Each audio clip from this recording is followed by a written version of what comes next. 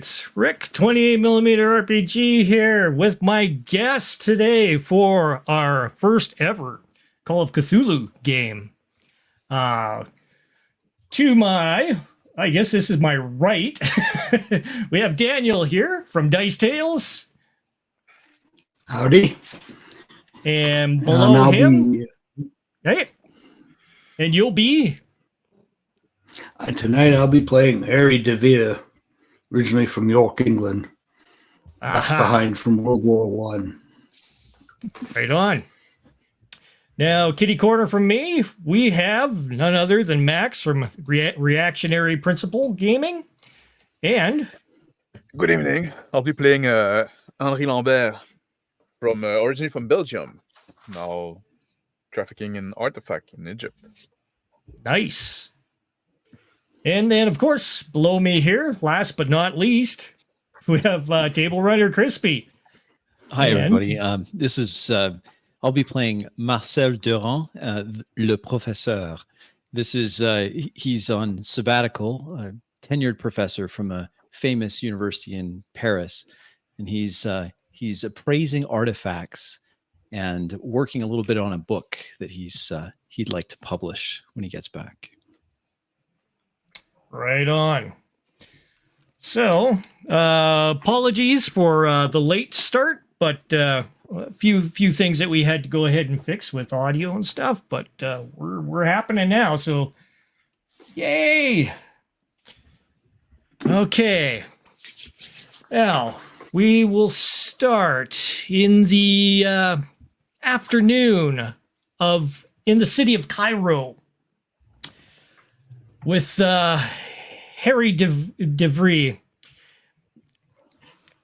at his location. The tavern amongst your area, there is the smell of opiates in the air. The fog laying at a certain level in the air in the tavern.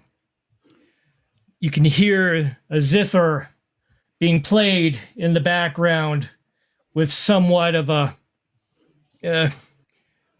not so much of a good skill level. However, the pangs and twangings going on covers for a lot of what the gentlemen around in their tables chattering to each other in low voices, whispering. You arrive within the dozen. Look around to see if my customary table is free, and finding it so, I take a seat. Look around the room, checking to see if there's any agents of the local police in attendance. There pops up one of your fellow agents, one who is from the Black Jackals, Emil. Emil sneaks his head past a curtain, observing your destination of the table, and he slinks along on the over towards your area.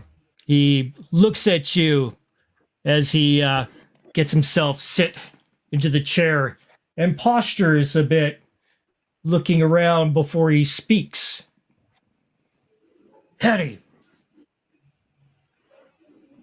Yes. So, I found something of a general interest that you may have. There is a gentleman that I had come upon. Perhaps you may know him, a Dr. Lyndon Smythe. Lyndon Smythe? Where did you see him? Oh, he is Well, he is requisitioning a couple of tickets from Captain Jack Fremont, the captain of the Timber Drift, a steam ship that goes up and down the Nile every once in a while, taking people that have an interest in strange artifacts or looting, I should say. But I know of one thing, though. He was carrying a box of some exquisite design, locked, carried by his companion, a large, imposing man of massive stature, a monster of a man. He speaks German. Interesting. Lyndon Smythe, and he's headed upriver. Maybe it's time we took a little cruise. Perhaps I'm a little I don't like going on the water myself. Crocodiles and stuff, it's not my favorite. But I tell you, if I do have I do have my connections here. So if you do find anything of value in the clutches of that large German fellow, perhaps we could make a really good deal on what he may have. Well, I shouldn't want to deprive anyone of their rightful possessions, but should they happen to lose something, I'll be in touch. Thank you for Awesome. the tip. Very, very good. Very good. I bid you adieu. I hope this gives you some good intel. We could really use some money these days with the way that things are going. The economy is misfortune after misfortune. I reach into my wallet and pull out a small note and slide it across the table. On consignment, my friend. Thank you. He pulls slides the note towards him and shovels it into his robe. He bids you adieu and heads off. Henry Lambert. In the Blue Lotus Tavern. I'm sitting there in the jazz bar, the Blue Lotus, smoking a cigarette. I'm watching a card game a little further away. I'm pretty sure one of the guys cheating. I'm interested in what's going to happen. I take off my pocket watch and look at the time. It's the afternoon, 3:00. Put it back. Finish up my coffee. I go to the bar.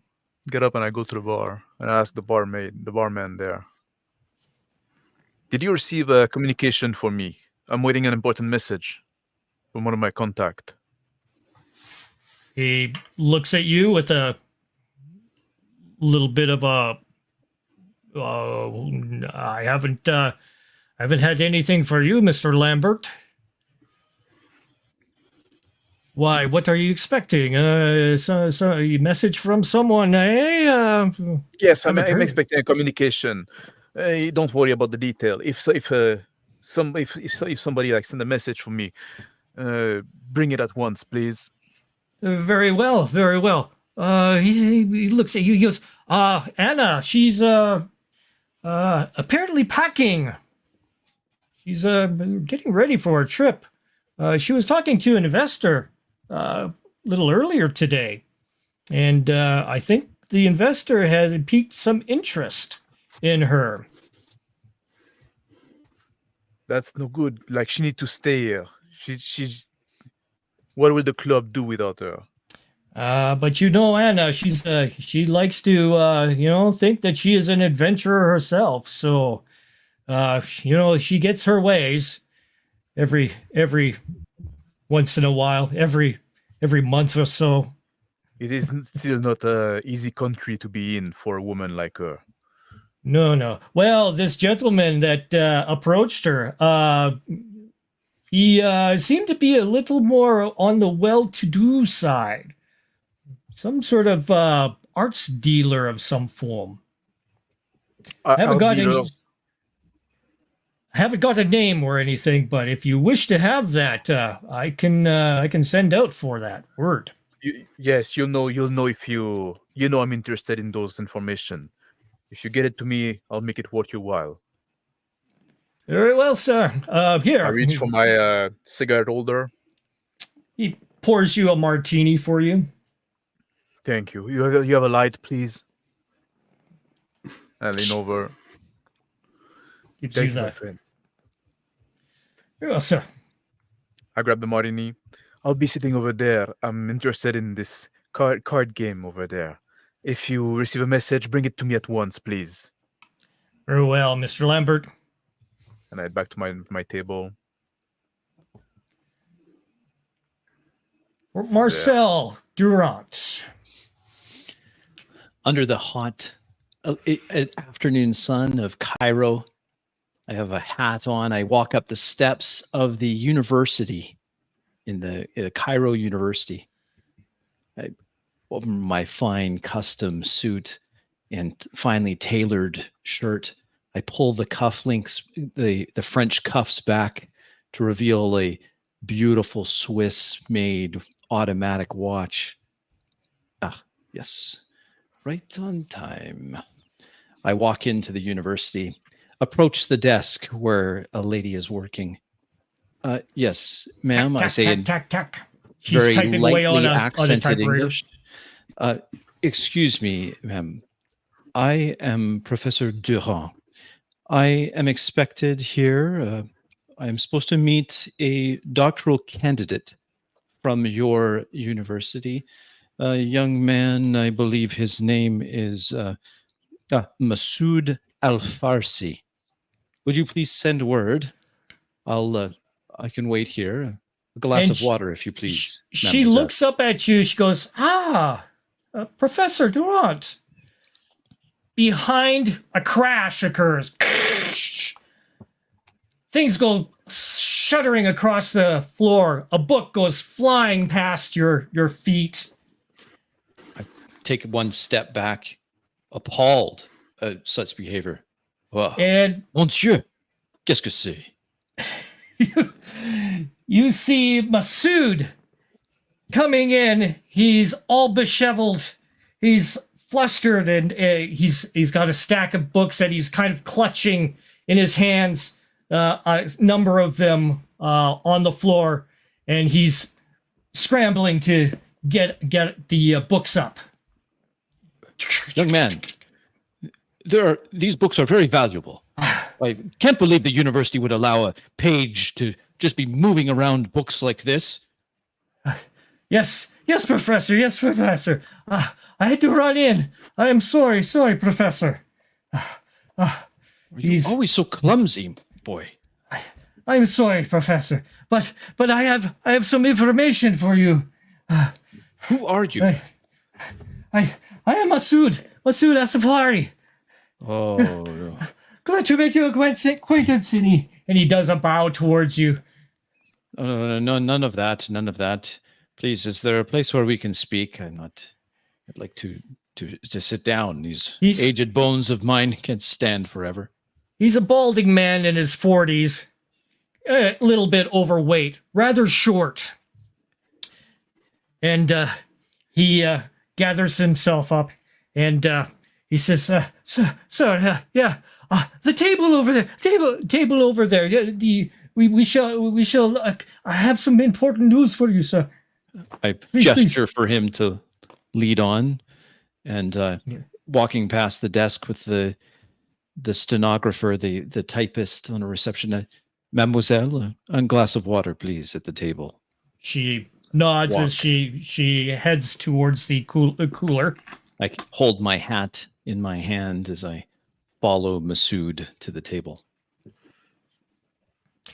And Masood sits himself down, gets himself ready, pulls out some books and everything, and he awaits you to position yourself as he watches as the stenographer approaches with 2 glasses of tepid water onto the table for you. I wait silently for the water to be delivered. Water poured. Je vous remercie, to the mademoiselle. Take the water, take a drink. Now, kindly, young man, please breathe through your nose and explain to me what you have. Surely, Okay. it is in not such a hurry that we can't speak like gentlemen. Yes, Professor. Have you heard of a document called The Sins of Nemnon? The Sins of Nemnon. The Sins of Nemnon. I believe I have heard of such a document. Steeped in the occult, I believe. It is. It was one It of is the some- banned books, if memory serves. Back in the early 1800s, it made quite a stir, I believe, in certain circles. Is that the one you're referring to? That could possibly be it. However, I do know someone with this book. Impossible. All known copies have been destroyed. It was quite a thing. Well, this gentleman seemed to be kind of adamant of the direction that he's going to be taking. He is commissioned a ship to go up the Nile. Well, hold on. This is all quite fantastic. I reach into my leather satchel and pull out a leather-bound notebook, which I have then taking a fine fountain pen from my inner pocket of my jacket. Repeat for me again, sir, young man. It was the sins of Nemnon. Nemnon. The enemy of Alexander the Great. Yes, but it's never been truly authenticated. I mean, But if what you say is true, then I would very much like to take a look at it. this gentleman is putting a lot of money down in order to make his way up the Nile towards the temple of the temple cave of Artemis. Cave of Artemis. There's been some rather exciting archaeological digs in that area. That is Okay, true. well, this gentleman that you keep on obliquely referring to, young man, explain to me who he is. What is his name? You have it, I assume. It is his name is Dr. Lyndon Smythe. Ah. Sir, you toss around the name gentleman too lightly. I know of this man, Lyndon Smythe, the German.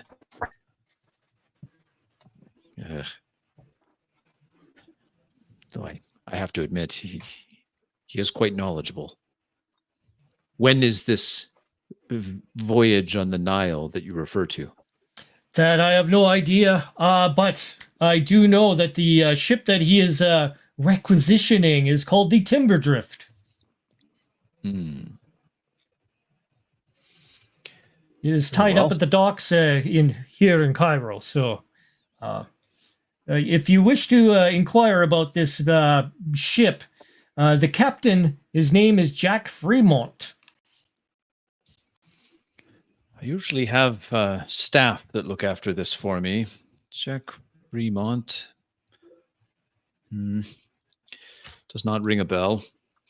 Well, I'm returning to my hotel. I'll have the concierge reach out to Mr. Jack Fremont in regards to a a berth on this timber drift.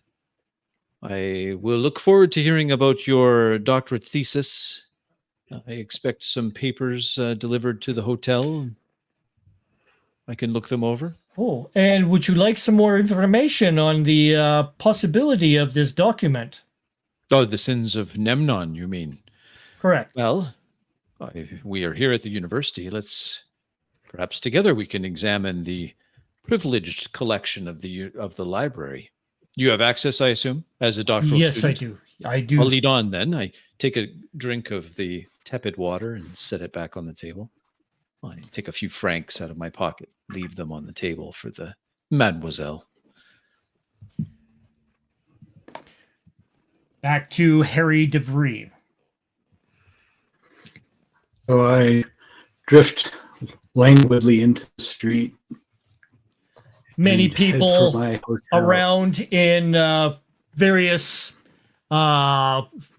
walking around, very busy. The smell of opiates still lingers in the air in this area. I take advantage of the crowd to make sure I'm not being followed as I head back to my apartment to pick up my suitcase, which I keep packed at all times, since quick escapes are sometimes necessary.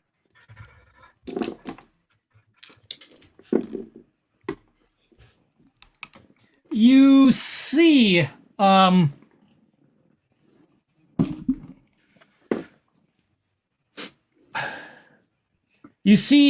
man in a black robe comes around the corner as you are looking around for potential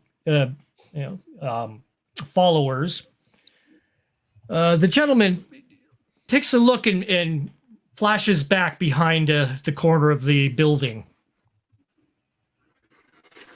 I shake my head sadly and head for the nearest alleyway that has merchants in it.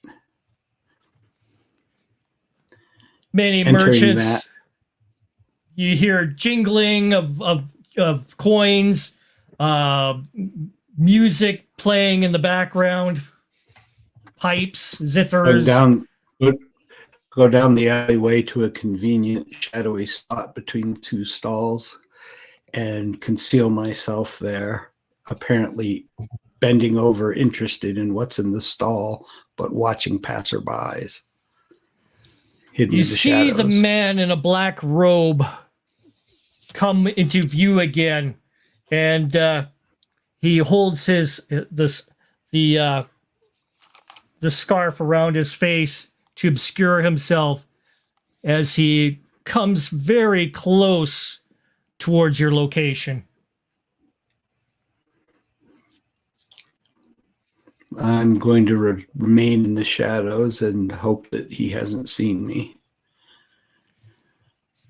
He's pondering through, moves along, goes right past your area. Back to Henry Lambert. Sitting at my table at the bar. I have a paper in front of me. I have my fountain pen in my hand.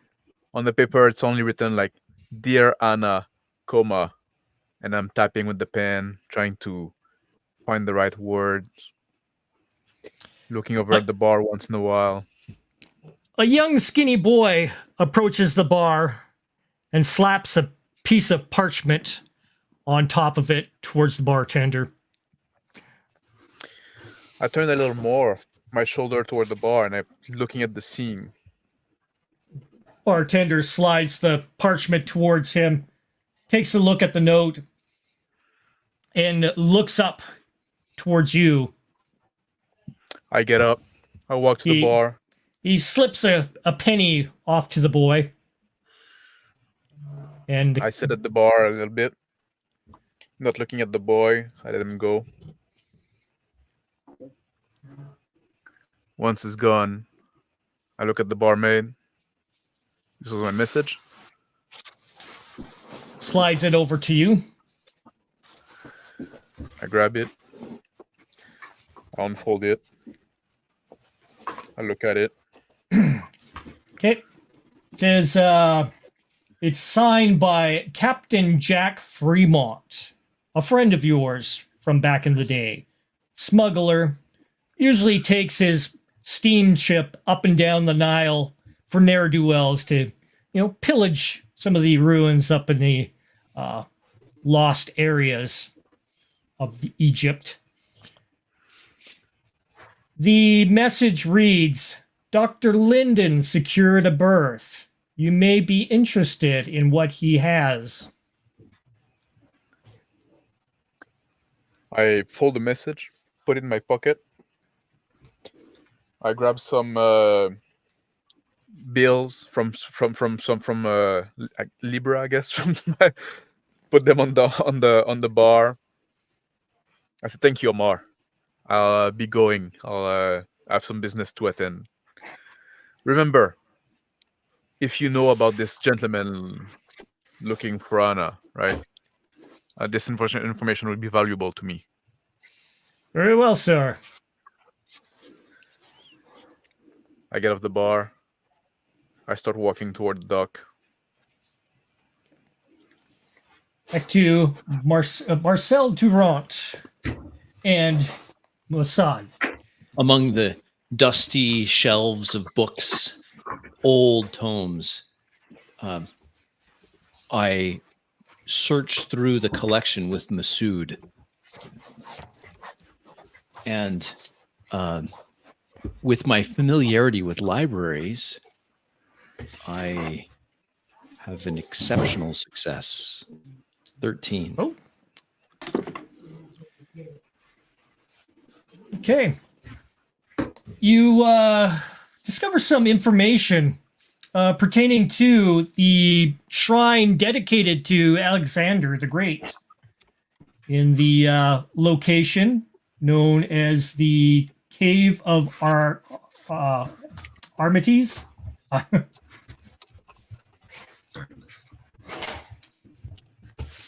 And there is also a note on some of this which has been scribbled into the margin that indicates that the goddess Parket, which is an Egyptian goddess of some note, has a temple in that area as well.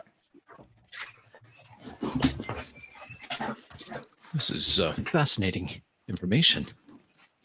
Look at this. Writings in the margin. How do you deface these books? Oh, I take a white silk handkerchief out of my pocket. Wipe my head, clearing the sweat from the stuffy library from my brow.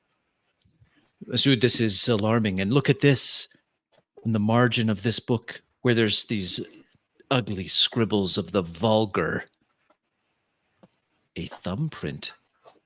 It looks like it's stained. It's sticky. Would this be blood? That's probably that filthy German. It's after all of these things. Are you talking about? Whenever you say filthy German, I'm always thinking you're talking about Werner. But, of course, you never know with Werner. Werner Linden. Sorry. Werner Linden Kuntz. Yes, that's Werner Kuntz. That he's my arch nemesis. Broad and academic charlatan. Okay, well, we found some interesting information. It's time for me to take a breather. I'll be returning to my hotel and inquiring about this timber drift. Here, I pull out some bills, casually hand them to your first assignment as my potential doctorate student.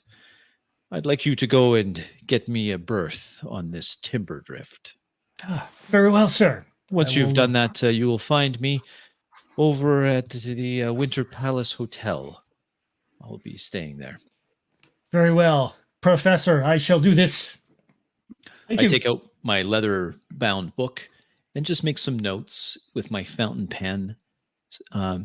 Careful to note the Alexander the Great reference, the goddess, the shrine, this cave of Armates, and some questions I have. Who is this Dr. Linden, and why did I confuse him with Werner? Am I too biased towards the Germanic race, given all that has happened in the last few years? Some questions. Close the book, and then head out. Sood makes his way out. At the front desk, I ask the lady to contact someone to bring a car or a cab around. Transport me to the she hotel. nods. She goes over to the little punch board, starts dialing. I pull out a pipe, a little bit of smoking tobacco. And I light it, smoke in the waiting for the car to come around. Back to Harry DeVry. The gentleman moves off past you, seeking further on into the areas of the merchants, seemingly lost. I will wait for him to stop looking back in my direction and mutter to myself, well, who could this be? And when I can, I then follow him, taking my coat off to change my appearance somewhat. He moves his way through the ins and outs between the customers in the alleyway, heading towards the main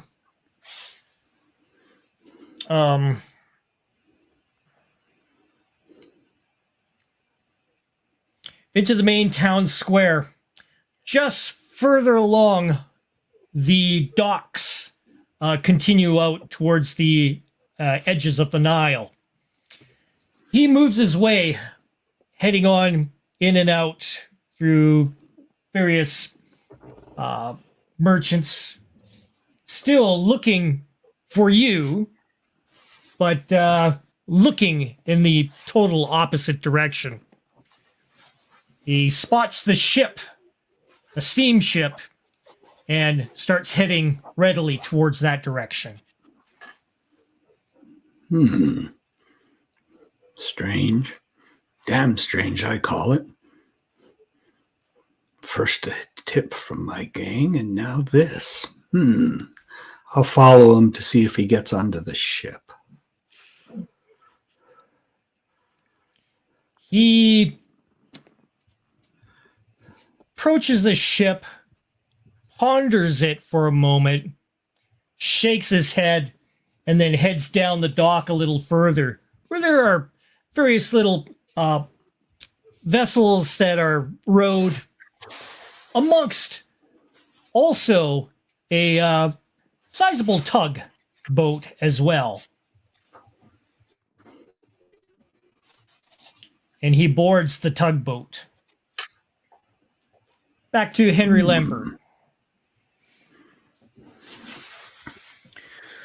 I'm crossing the busy street with all kind of little stand, walking toward the dock.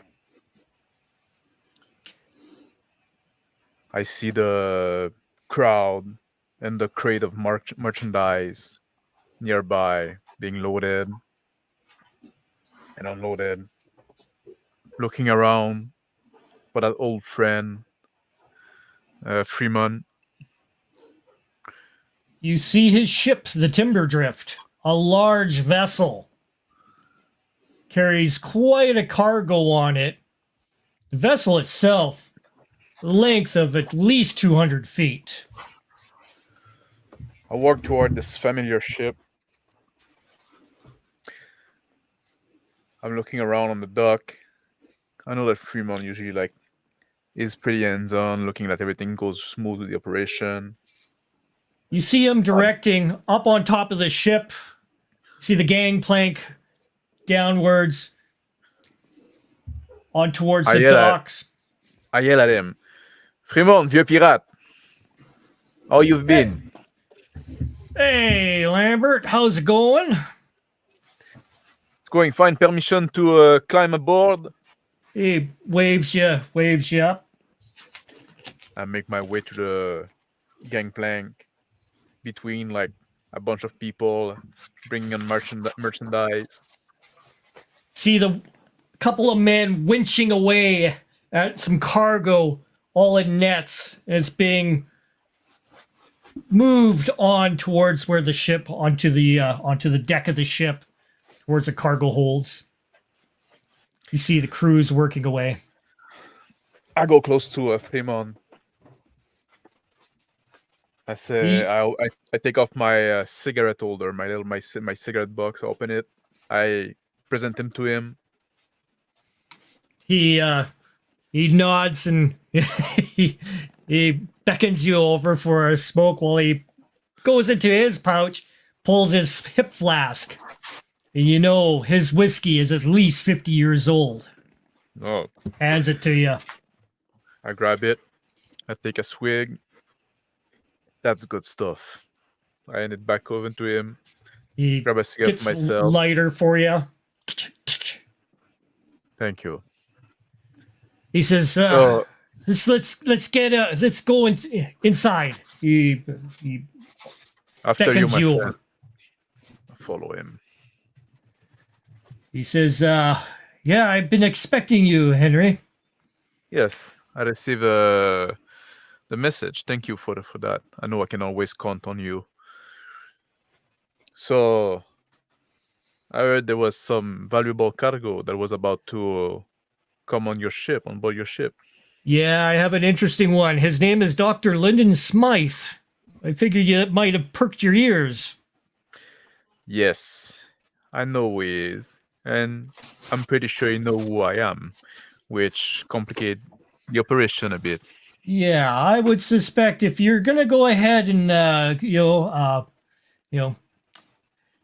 do some of your magic, I will allow it on my ship, but we must be very precarious with this. I am being paid quite well by this man, but I'm not too sure about his motives. I understand, and this is, I got to tell you, this is a rare case for me as well. Usually, I find thing I can sell and sell it, but this is a special request. I got an investor that is very interested in that book that he's carrying, so I need to procure it for him. Okay, but I should say, we would have to be a little bit more cunning with the disappearance of it. This man, he's got an entourage of some extreme muscle. He pulls his ledger out and lays it out onto his desk, and he looks down. He says, okay, we have Anna St. Phillips coming on board as well. Anna is coming on that ship? Yeah, she's coming on board this ship. And that is a coincidence. His muscle, his name is Hans Merglich. Oh, that's not good news. Big monster of a man. You know, I prefer to avoid physical confrontation. This is not what I do. Yeah, but he's also got a couple other companions as well. So I would say you're going to have to use a bit of tact with procuring the documents you wish. And this Lyndon Smith is one of the worst kind of evil. The ideologue, right? He believes in what he does. Yeah, he seems a bit friendly and quite on the norm. However, he does have a little bit of a twitch to him, as you may have known. I think he's a man who's been, perhaps in the war once too often. Hopefully, I'll be able to leverage him better than I've been in the past. Do we have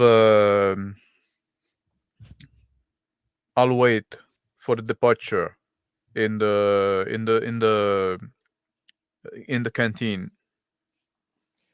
Okay, we will be, he wishes to be leaving by tonight. 10 o'clock is when we are leaving. Is Anna on board already? Oh, no, she has not made her way on. I'd like to talk to her as well. I'll leave you at your work, my friend. He passes you a key to a berth. Thank you. Says you will be holed up on the with the in the fireman's section. So keep your nose clean for now, but we'll see what we can do there. I'm not here to cause you trouble. Oh, I know, but I know when I can make a little extra dough too. I look at the key and I head toward where the berth would be. And it's you note that there is a map on the wall indicating where the firemen's chambers are down on the second deck below. Yeah, I'll make my way there. Back to Marcel. At the Winter Palace Hotel. I'm there taking a small glass of wine, waiting for the ticket to arrive. Beside me is a finely crafted leather suitcase with a few belongings for an overnight trip or perhaps a few nights. I have my leather notebook out, making some notes. I've got the name of Dr. Lyndon Smythe written in the book, a question mark beside it. I'm tapping that book. That name, it's familiar to me. It's not, I can't place it. I wait there for the doctoral student, Masood, to arrive. See, hopefully he has those tickets. And it better be a suite. I'm not accustomed to traveling in steerage. A knock comes upon your door. Tok, tok. I get up, answer the door. A young man, a boy in his teens, looks at you. He says, Professor Durant? I nod, enchanté. He hands you an envelope. I take the envelope. Opening the envelope, I take out a piece of paper. It's Tickets. folded a few times. Open it up. I look down at the young boy. Do you want to earn some coin, garçon? Yes, Professor. Are you a strong young man? He looks at himself and he goes like this. Good enough. Go and fetch my suitcase. It's over there by the bed. Yes, Professor. I look back down at the note, reading it. And the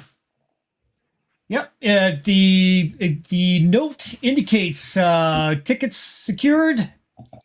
Just getting some things gathered. Signed, Masood. Seeing where the vessel is berthed, I fold the piece of paper and tuck it back into my suit jacket.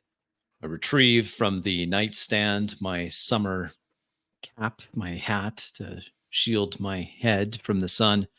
Gesture for the porter, my newly hired porter, to carry the valise out to the lobby where we'll summon a car to take us to the dock. Back to Harry DeVries. I look around and head over to the ticket agency at the waterfront and purchase myself a ticket on the steamer upriver. And then head back. She looks you over. She says, £5.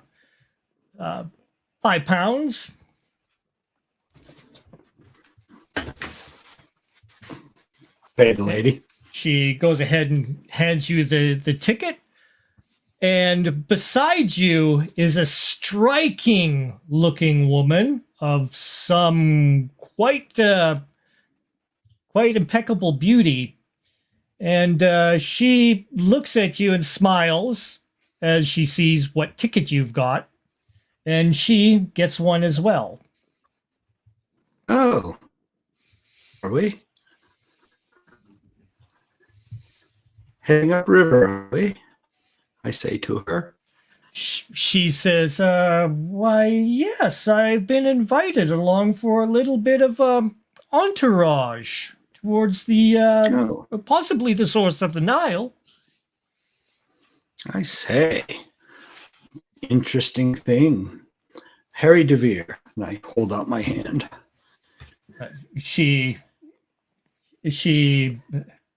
goes ahead and puts her hand into yours. She says, Anna St. Phillips. And that strikes a chord in your head. Singer. Oh,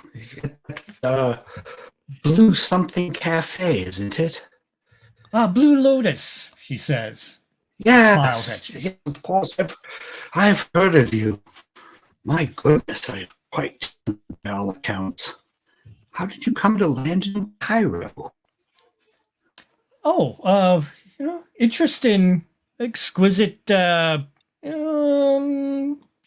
curios, that sort of thing. A lady doesn't get to go out much and get to, adventure around. But I did receive an invite from a gentleman by the name of Dr. Lyndon Smythe. He was stricken by my voice and thought it would be great to have me along for some entertainment. I dare say, from what you've told me, you have a bit of your own agenda here. Oh, thank you.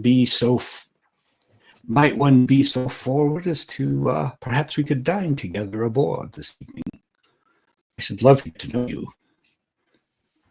Well, perhaps we shall get to know ourselves a little more. We'll see, Mr. DeVere. Harry DeVere. I will I'll possibly take you up on that offer. She smiles at you and winks. And she takes her ticket and puts it into her little hand purse. She takes her bit of luggage and she gives it a little bit of a taunt.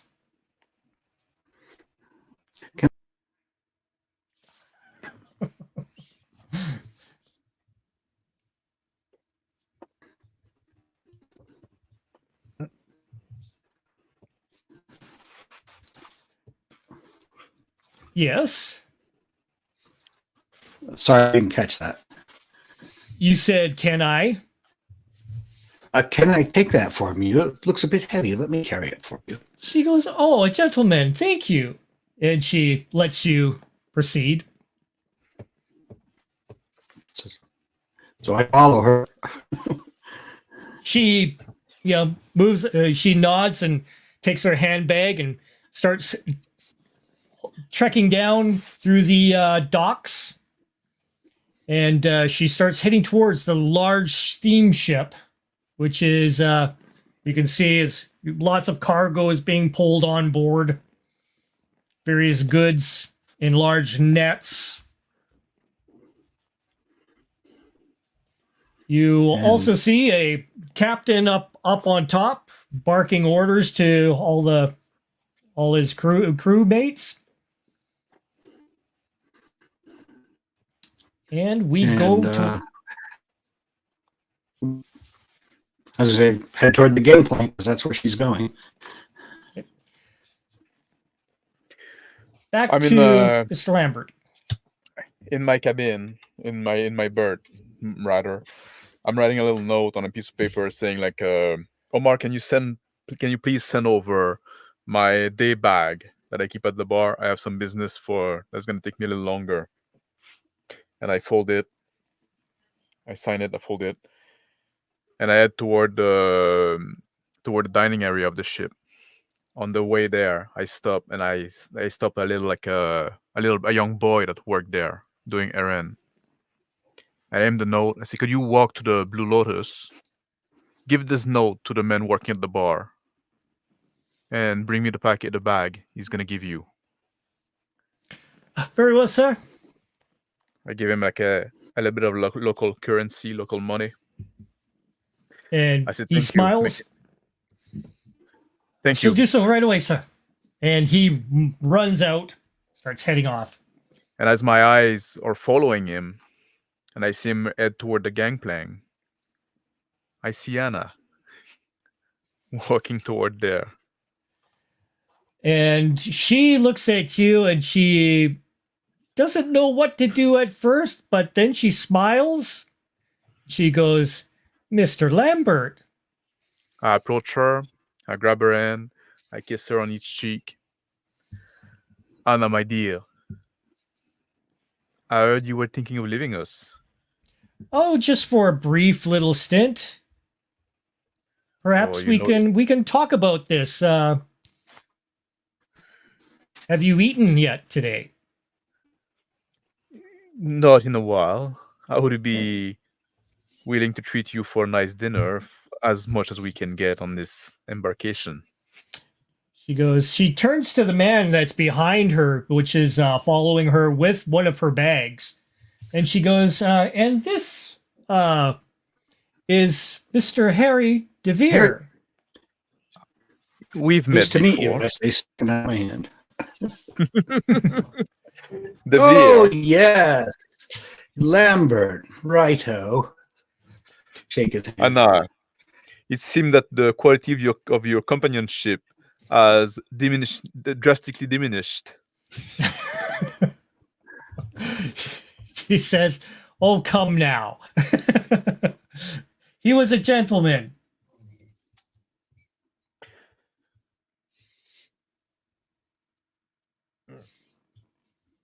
There we go. Come on. Get through. She says, come now. He's a gentleman. Thank you, my dear. Yes, Lambert. Interesting That was enough, bad. I would be interested to know what you're doing here, DeVere. Now I have two interesting proposals for dinner. I thought I might get out of the city heat a bit, you know.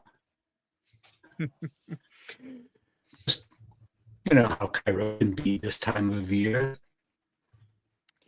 I know what Cairo can be all time of year.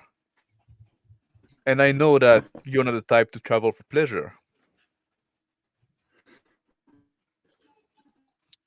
Well, let's just say that I have a lot of business to do. Mm-hmm. She looks at the two of you and she moves her way. She says, perhaps we shall continue this conversation later. I'm feeling a little flushed. I best be going to my berth. I'll see you later, Lambert. See you at dinner. I'll get you the best table we can get here.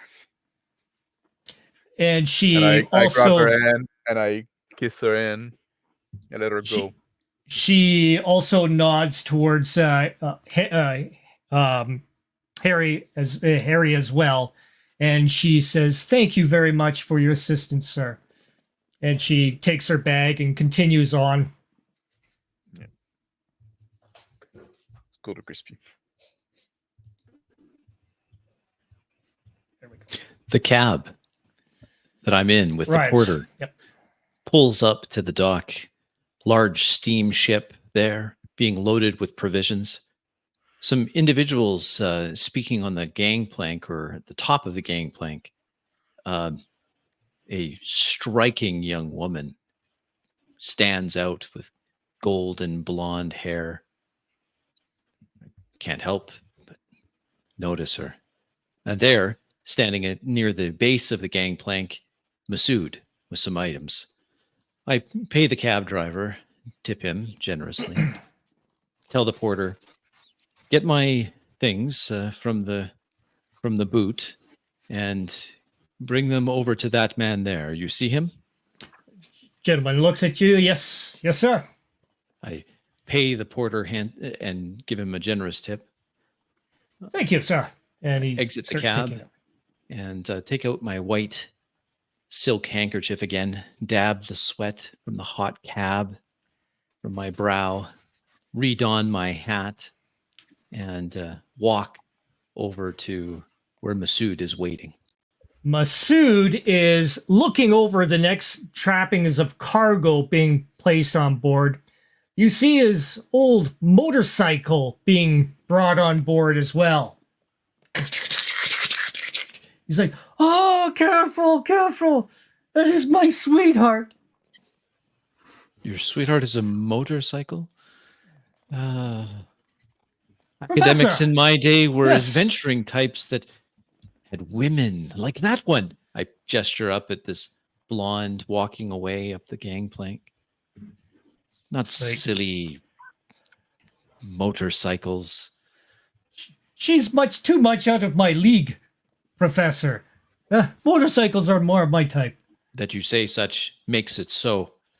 All right, tell me what else you have here for me. You're loading all sorts of provisions. I was not informed this would be such a lengthy journey. A gesture down to my one valise. Oh, perhaps 3-4 days, maybe more. Well, I'm sure my constitution can take it once we're on the water. Oh, Very well, I'm you have the sure. I'm ticket? sure I do have something that may fit you, Professor. Yes, I take the silk handkerchief out again and wipe my hands and put it back in a special pocket in my vest. I will take my ticket now, Masood. We can discuss later over dinner the particulars of this expedition that we are launching without much fanfare. I look around the Yes, Professor. teamsters and longshoremen loading the vessel.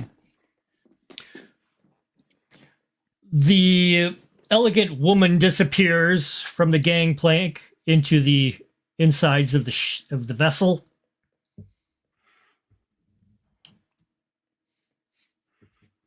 Well, you're Do you- nice company, but it's time for me to go. We'll meet later. The ticket. He I take the hands you ticket the from his ticket. hands and walk towards the gangplank. Harry and Henry. Devere, let's cut the bullshit. Let's go have a coffee and talk about business. Poor Dice Tails. He's having a rough day. Sunspots. Sunspots.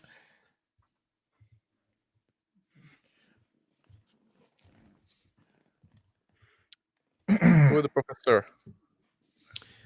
I walk up to the back of. Is that the Belge that has the jazz bar? I seeing him on the deck of the ship, casually hand my ticket to the attendant at the bottom of the gangplank. Mm-hmm. Thank you, sir. We can rip Kindly part of the direct ticket. me to where the suite is. This suite here. Sweet. He looks. He laughs a little. Very well, sir. Come this way. I follow the man, pretending to ignore the smell of whiskey on his breath. And as he passes, he says, "Lambert," smiles at you. The ship hands. I wave. I'm talking to Harry, saying, let's cut the bullshit. Let's go talk business. Let's go in the dining area and grab a coffee. Very well.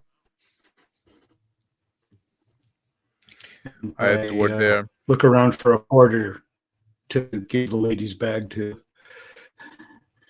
Yep, the porter I takes the bag. I point at the beg your porter. pardon, Take business care of that bag. Yes, sir, Lambert. Yeah. He starts taking Professor Durant in his lead. I'm heading toward the dining hall, and I grab the VR by the arm, by the forearm, walking close to him. I say, I suspect that what's bringing you on this ship is very similar to what bringing me on this ship. I suspect you're right, old bean. So that's my character, eh? Sorry, you said? That's my character, eh? That's the money here. Yes. And you know I get the best buyer. And you But know, now, I heard that Smite is bringing him some special muscle with him. And this is not in my wheelhouse. I know my old man, but it can be handled. There's ways. Maybe it's one of those times that we could both benefit of working together instead of against each other. Well, given the fact that we're stuck on this old tub, I think you're right, old man. What do you say we work together? I think together is best. Do you know what you are after?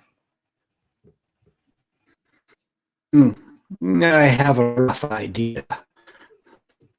Smite is pursuing something that he's got a line on, and it could be quite a valuable item. Do you already have a buyer lineup? Oh, please. Always have buyers available for such items. This is a special item. It's rare. Yes, it will. I dare say it would probably benefit your client a bit more than mine, therefore benefit us a bit more. Yes. So let me treat you to a nice cup of coffee. And I point toward a little table. Down to Professor. The porter leads you into a more of a less rusty part of the ship. And he goes ahead and starts opening up your stateroom door. And you also can faintly smell the perfume from that lovely lady that you had seen on the gangplank. Something that doesn't smell like diesel and sweaty laborers. Ah, yes, that smell. Very nice smell. She's over there in the stateroom kitty corner from yours. If I were a younger man, youth is wasted on the young. I'll take the key to this suite, as you call it. Hands it to you. Merci. I look into this cramped compartment. Gets your bags, puts it into the room for you. And we have refreshments on the main deck, on the galley. There is also going to be some dinner to be served tonight before we head off. And on the menu? Duck. Orange duck. Canard. It's maybe not so bad. Perhaps this is how you say a diamond in the rough. I close the state door. Let's keep those good thoughts, he says. Professor. I close the door, the stateroom door, and lock it with the key, and then take out my silk handkerchief and try to clean the grime on the rust, the dust off my hands. I take a stroll along the balcony of the ship with my pipe in hand, listening for the familiar guttural tones of German as I stroll. Instead, you get a reminiscent of clattering of, once again, books at the outside of the stateroom door. Masood. I turn. You have to be better with books. You are a doctorate student, man. I am sorry, sir. I don't know what overcomes me. I can't imagine you on that contraption. You can't handle books. And you're on a motocyclette. How is that going to work? I tell you, sir, I am much better on the motorcycle. And he take your word for it, son. Where is your room? It's he points across. Okay. Well, you found where I am. Put the books into I unlock the door.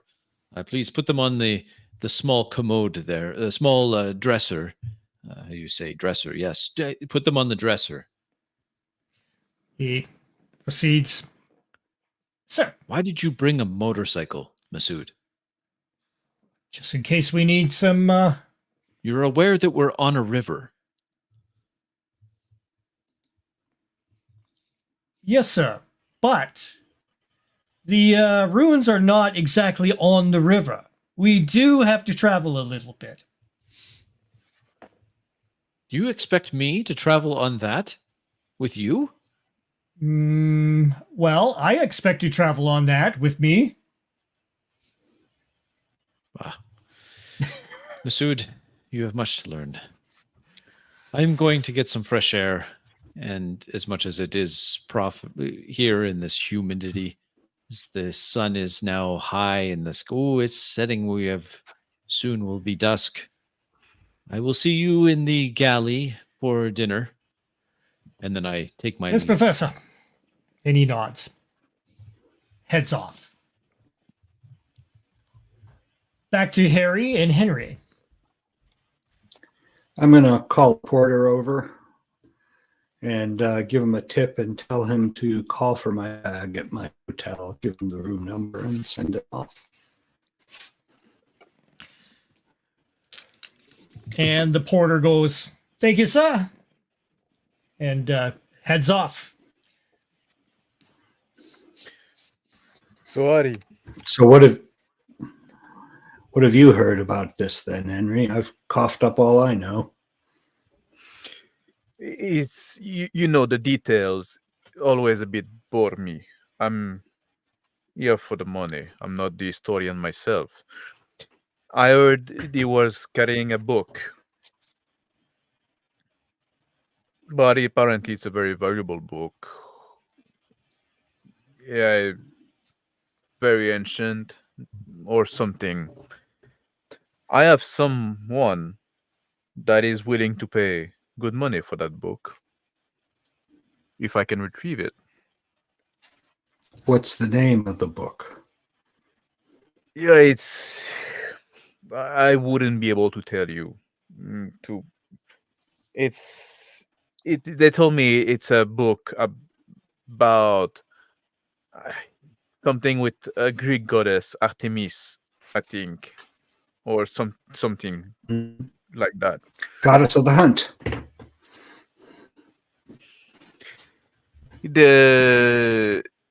I'm no historian. True enough. So But you're this after Smith the book, guy, eh? And it's this Lyndon Smith guy. He believe in his thing. So he's hard he cannot be bought, which is usually, I like to conduct business, Money make good friend. But with this Smith, I had no choice. And now I've been told he's coming with muscle. So we might have to from what I understand, this might fall more into your specialty. It does sound a bit more up my alley. Perhaps we could make stealth do instead of bulk. Catch it at a bad moment, perhaps, or off guard. We might I am have to quite work together friendly. on that. If you can procure the book, I can sell it, and then we can share the price. You'll know I can get a better price than you could. Fair enough. But the greatest risk is in the getting, wouldn't you say? Especially with the muscle. I think I should be a bit more than half. I can assist you in some way. I'm quite friendly with the operator of this boat. So we might have, I might have be able to make some use of his staff for distraction, right? If it comes to that. Right. Although I would like to remain friendly with the operator of the boat. So stealth and subtlety will be more appreciated. Few more people show We'll up see in what- the galley area here. You start to smell the duck, orange duck, definite in the air.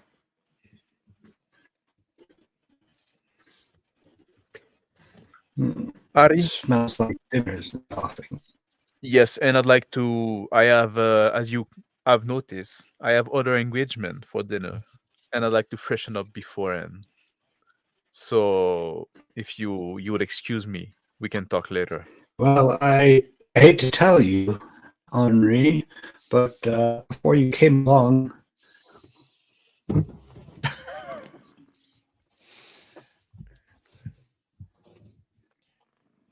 Back to Le Professor. The scent of cooking duck. My stomach growls.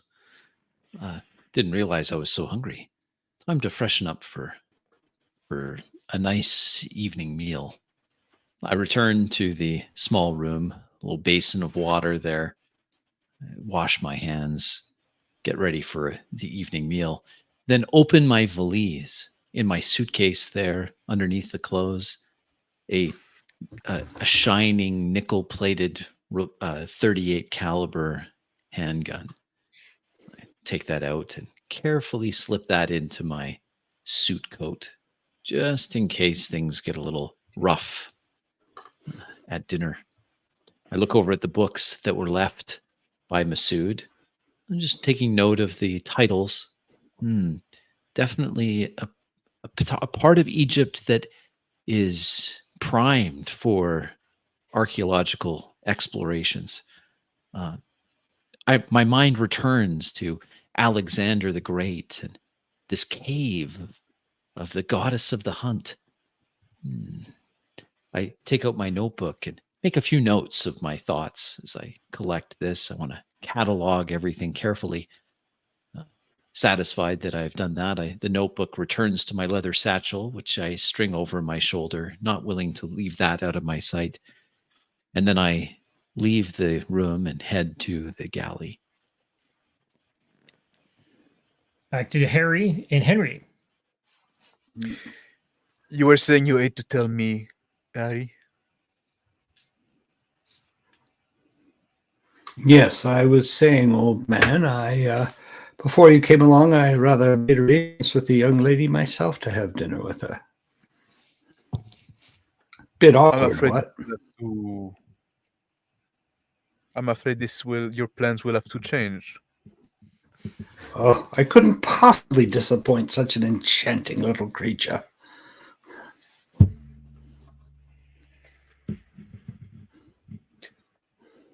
I have some business to discuss with her. You know, she's singing in my club. Oh, I'm aware, yes.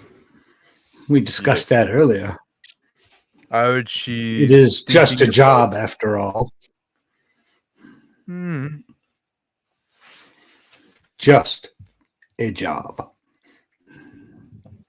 One of the tables fills definite men of German lineage walk in, taking a cursory look at you gentlemen as they check the vicinity, sit themselves down, and start ordering some drinks. I stand up.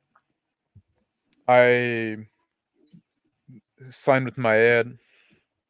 Those might be the fellow that are of interest to us. I'll see you later, De Beer. Indeed, sir. And I head toward my cabin.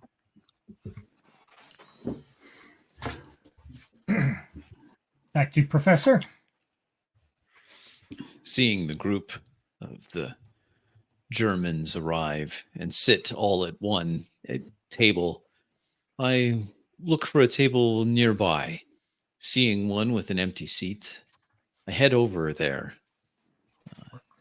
Pulling the chair back, I sit down and wait for the... Maitre d' approaches. What would you like to drink, sir? Tell me of your wines. What do you have?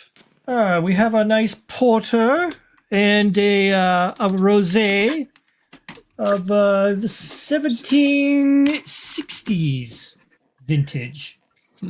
I'll have a glass of your 1760. Thank you. Very well. As I wait for the wine to arrive, I take out my notebook and my fountain pen and just listen at the table, the conversations around me, trying to pick out Alexander or Nemnon or Armites, any of these names, just listening as I wait. The gentlemen talk to each other in distinct German accents, and no mention so far about anything about Alexander. They are talking amongst each other, definitely about firearms to each other. Germans. Harry. I'm going to quietly watch the Germans and see if I can pick up on their conversation unobtrusively.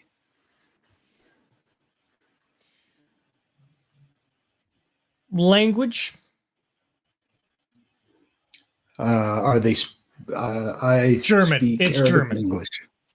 Oh, disappointing. So I'll go ahead and go back to my cabin to freshen up for dinner and return when I'm done. You do notice your satchel and other belongings from your hotel room back at on shore. Same with Henry. More of your stuff has arrived. Yep. I'm So I'll just put on. like. Go ahead. I'll put on my tux for dinner and my. Careful, my bow tie is perfectly symmetrical. I want to impress the lady.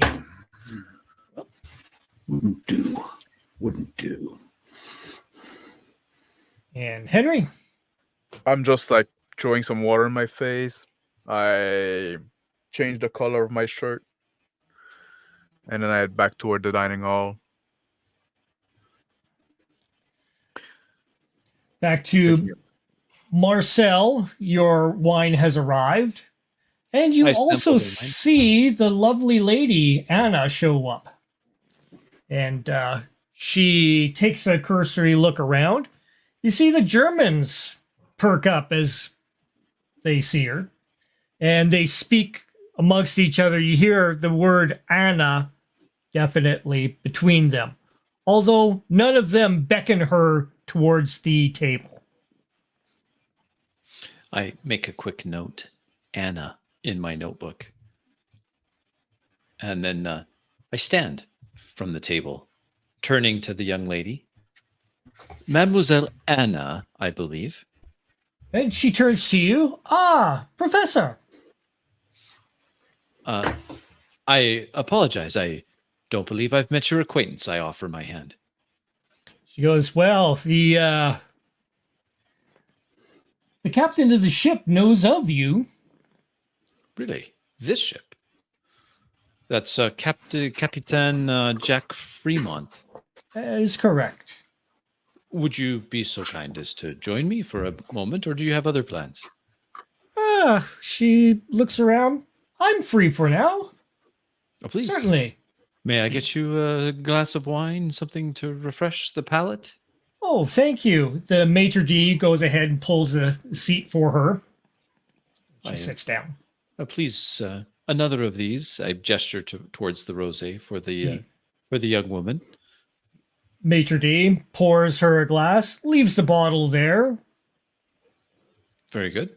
Anna, you say you know who I am.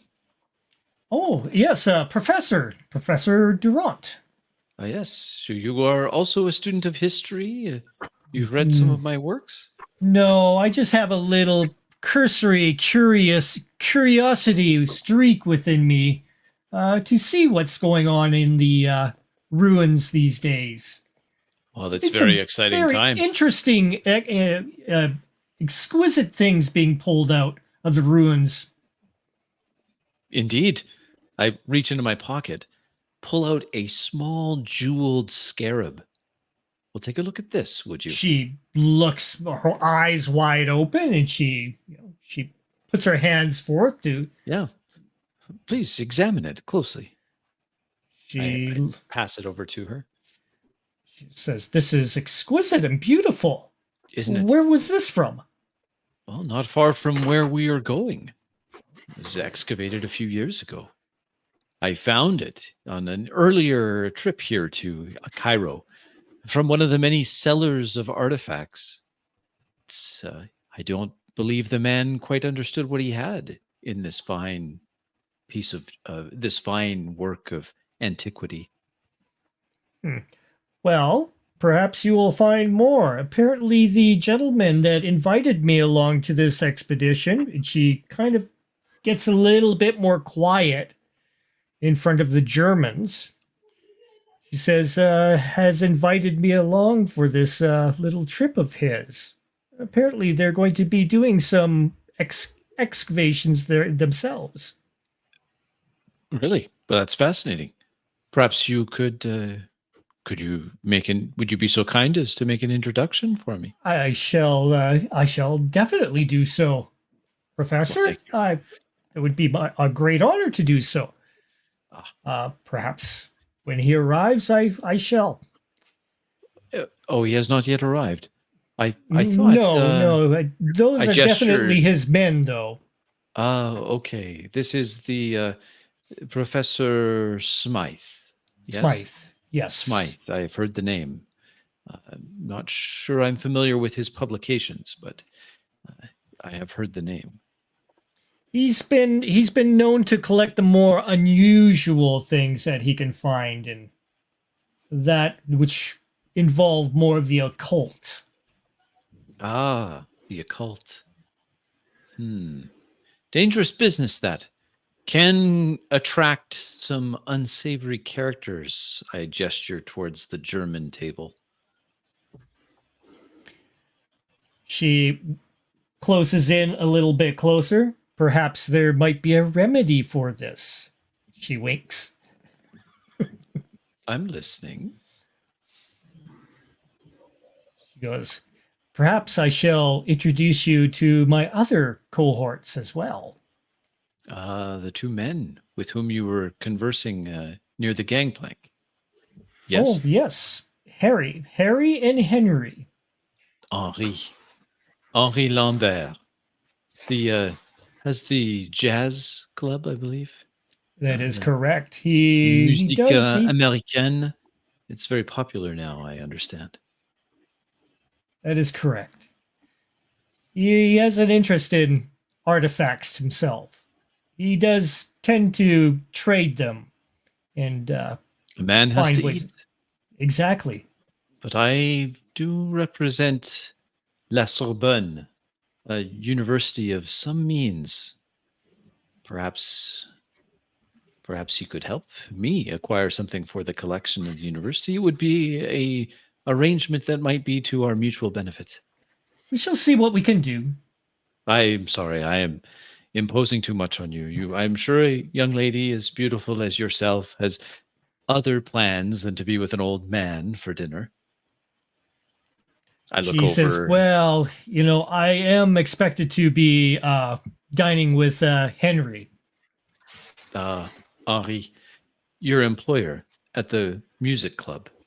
It's Yes. correct. Back to Harry.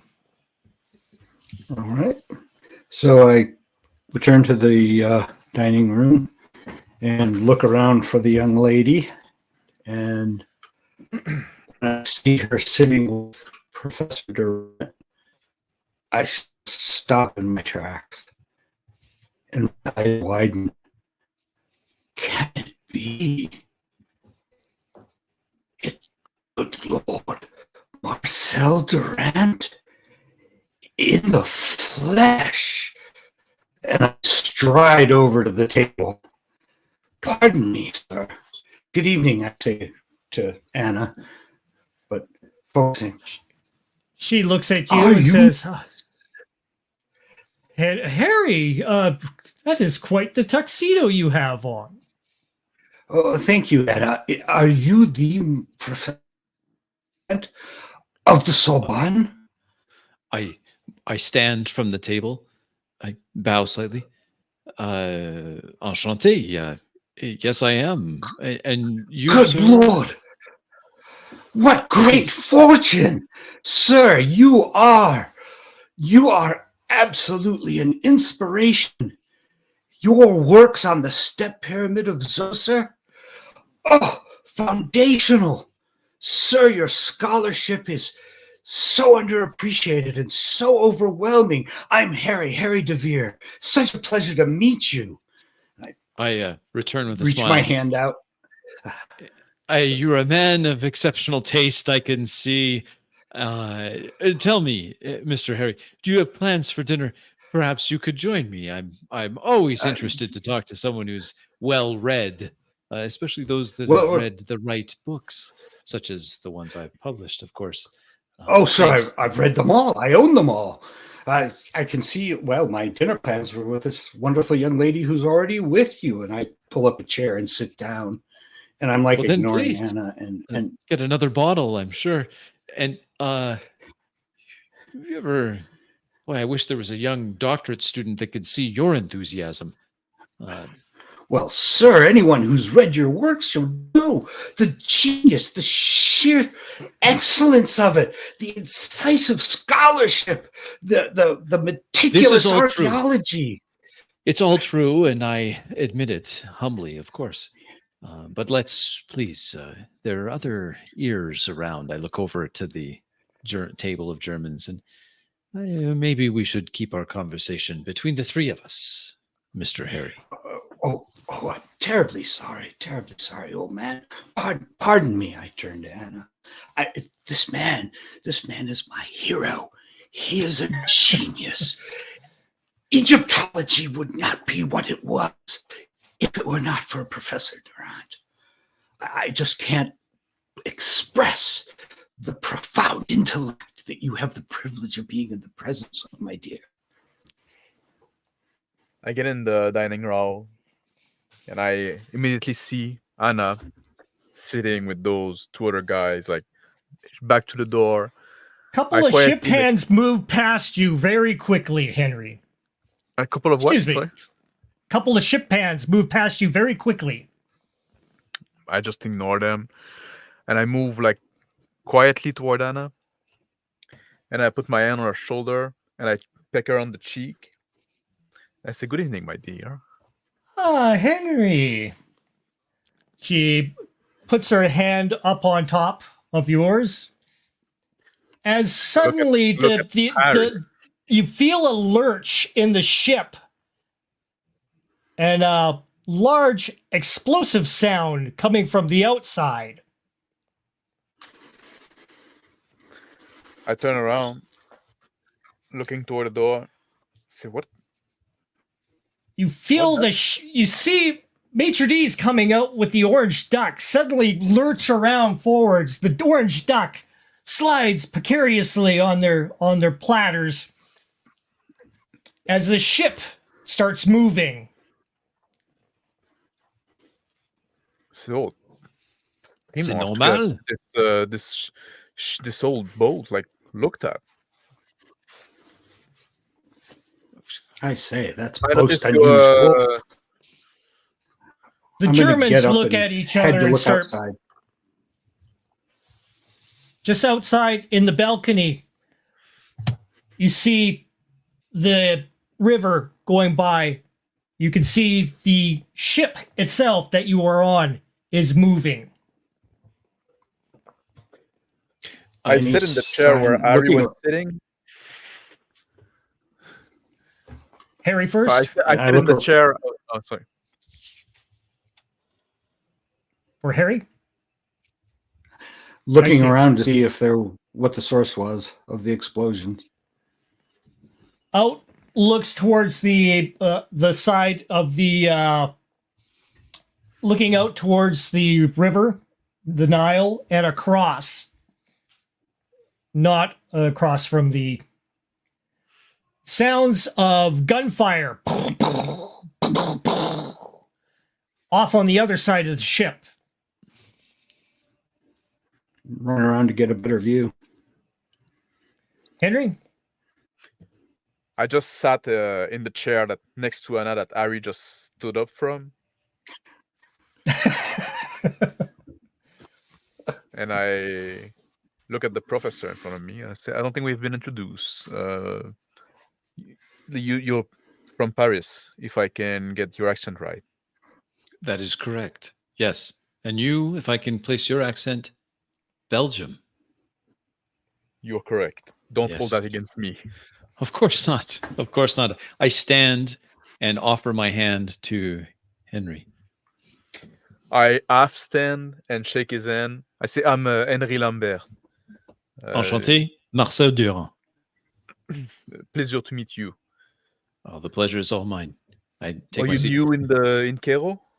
Not my first visit, no, but I've only been here a few days for this particular trip.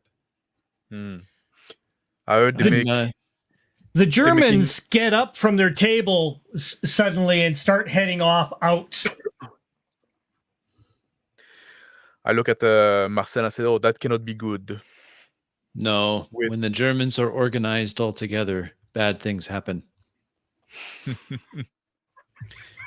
Would you like something to drink? Yes, but I'm afraid I would have to decline. And I'm sorry, my dear.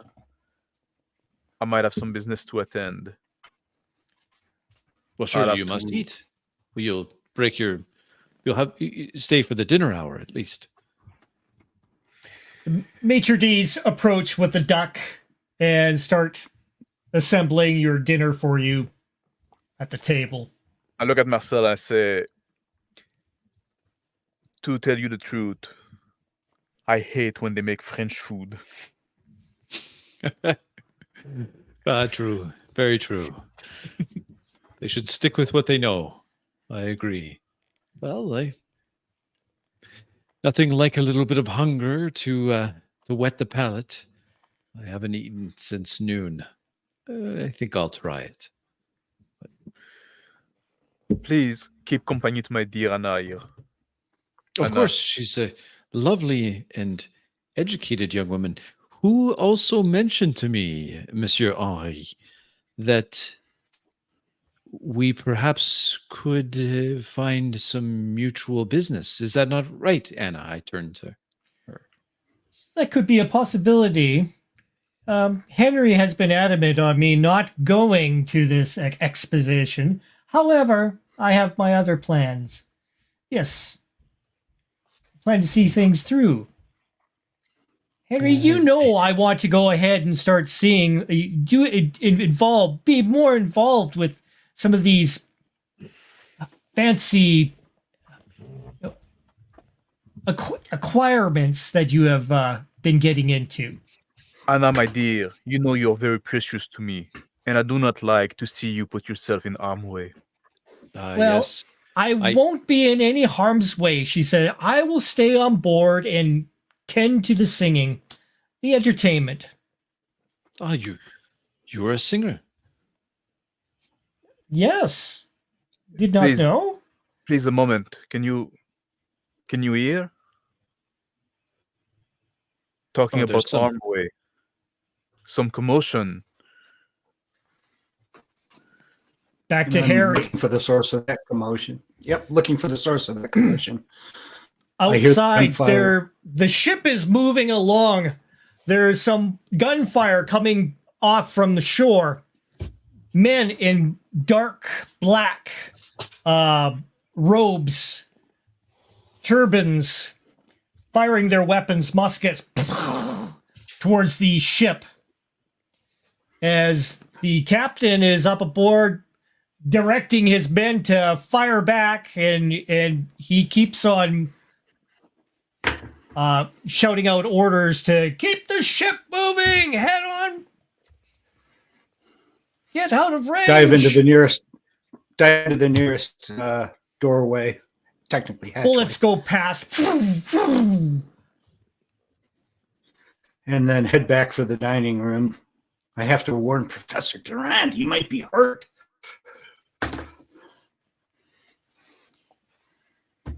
So make my way back to the dining room and look around. Everyone's just sitting around eating. Yep. There's I say we're under attack here. You may want to seek some cover.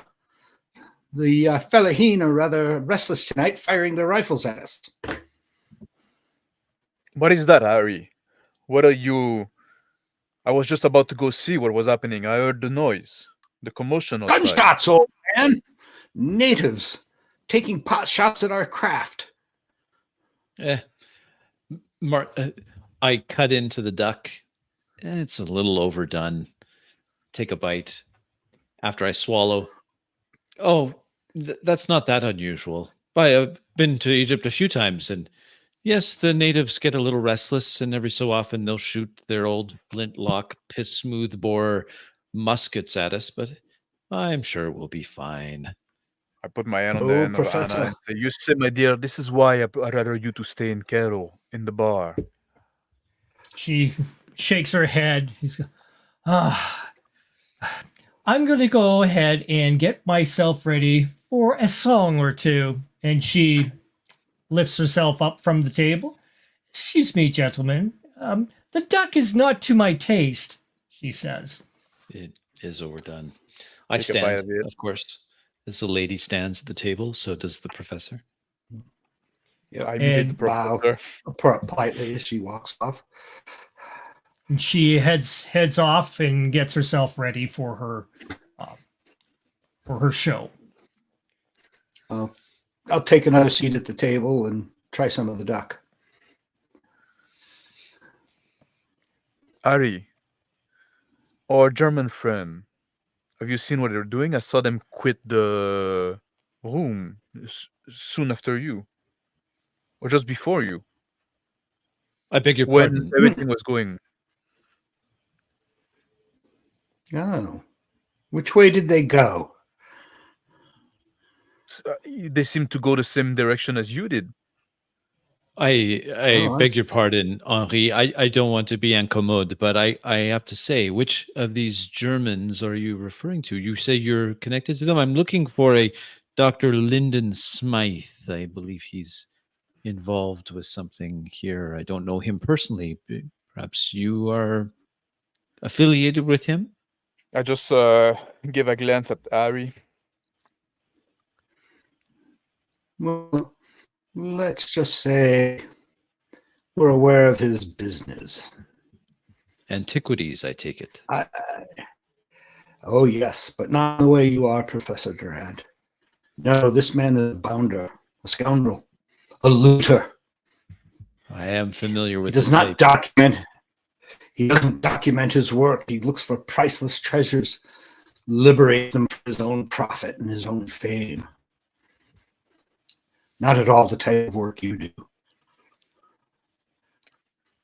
We had some running in the past, him and I. Oh, I yes. could never yeah, work with him. I've heard about something that he's potentially looking to market. Have you heard of this? It's an Alexandrian artifact, very ancient tome. Well, And what I is your don't interest? know. Proceed, Henry. What is your interest in that tome? Well, as you know, I work as a tenured professor at the La Sorbonne, and I would be very interested in acquiring such a tome. It's only one that's been mentioned. If it is actually exists and I can authenticate it, it is perhaps one of a kind. I There would seem not to be- This pass would up. help you in your work, Professor? Indeed. I Is- am working on another treatise on the ancient artifacts that have been unearthed here in the Then you must Nile have it. Delta. I'm darting toward like my eyes like toward Ari, kind of visibly upset. I'm just looking at Marcel. I don't even notice. If you need it, Professor, we will get it for you. Of course, with compensation, I say as I look to Henri. This book seemed to be very valuable. I already have like customer offering a pretty penny. Oh, Henry! None of your customers could have a need nearly as great as Professor Durant. You know his have some- reputation, of course. You're familiar with his work, way- surely. I'm afraid I am not. And the way I see things, the one willing to pay the highest price is the one with the biggest need. Price is not the main concern here. I am more concerned about authenticity. If it is, in fact, an Alexandrian artifact that those that are claiming it is, so then I have access to sufficient means. I'm sure I can meet the price or better it, in fact. You have a price already? Such We can- purity of purpose, I do. such devotion. I have been offered a price, but this is I do not like discussing money in such a way. Of course, it's vulgar, crass. I also avoid it, but a necessary evil. Professor, I am sure whatever price you deem fair will more than suit Henry. He will surely understand the power of your intellect and the purity of your concerns. Maitre d's scramble around you, trying to get your plates and everything in order, serving you some more drinks. The captain comes through, swinging through the galley doors. Oh, Ripping good duck, eh, folks? I say to Henri and Marcel, eagerly devouring it. It I serves. look at Can't I look eating. at Marcel. I say he is British. Yes. No slight intention, gentlemen, but l'anglais. you can't beat the cooking from Blighty. The Jacques, captain what is starts happening? approaching. Brussels sprouts. He's like, that is tomorrow's dinner, says the captain. He says, he perks up.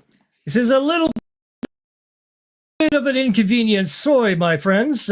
We had to disembark quite quickly. We had a little bit of a disagreement outside about some of the dock fees. However, that has been all cleared up. We are going on. I hope you all have your necessities and everything on board. I do apologize for such a quick, expedient departure.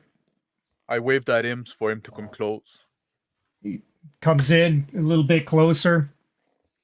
So, as our friend Lyndon Smythe boarded, I haven't seen him. Yes, he has. And his men, they have converged over towards the bow of the ship. They're in a bit of a meeting over there. Not in their staterooms. They are outside. By the way, do you happen to know what stateroom Lyndon Smythe is in, Captain? He kind of half smiles towards you. He goes, "Yes, he's on the other side of the ship from where you are located, Harry." Oh, I see. Thank you, Captain. How convenient.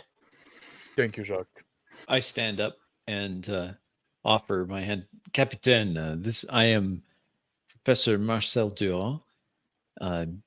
Pleasure to make your acquaintance. Very nice to meet you, Professor. He puts his hand out to shake.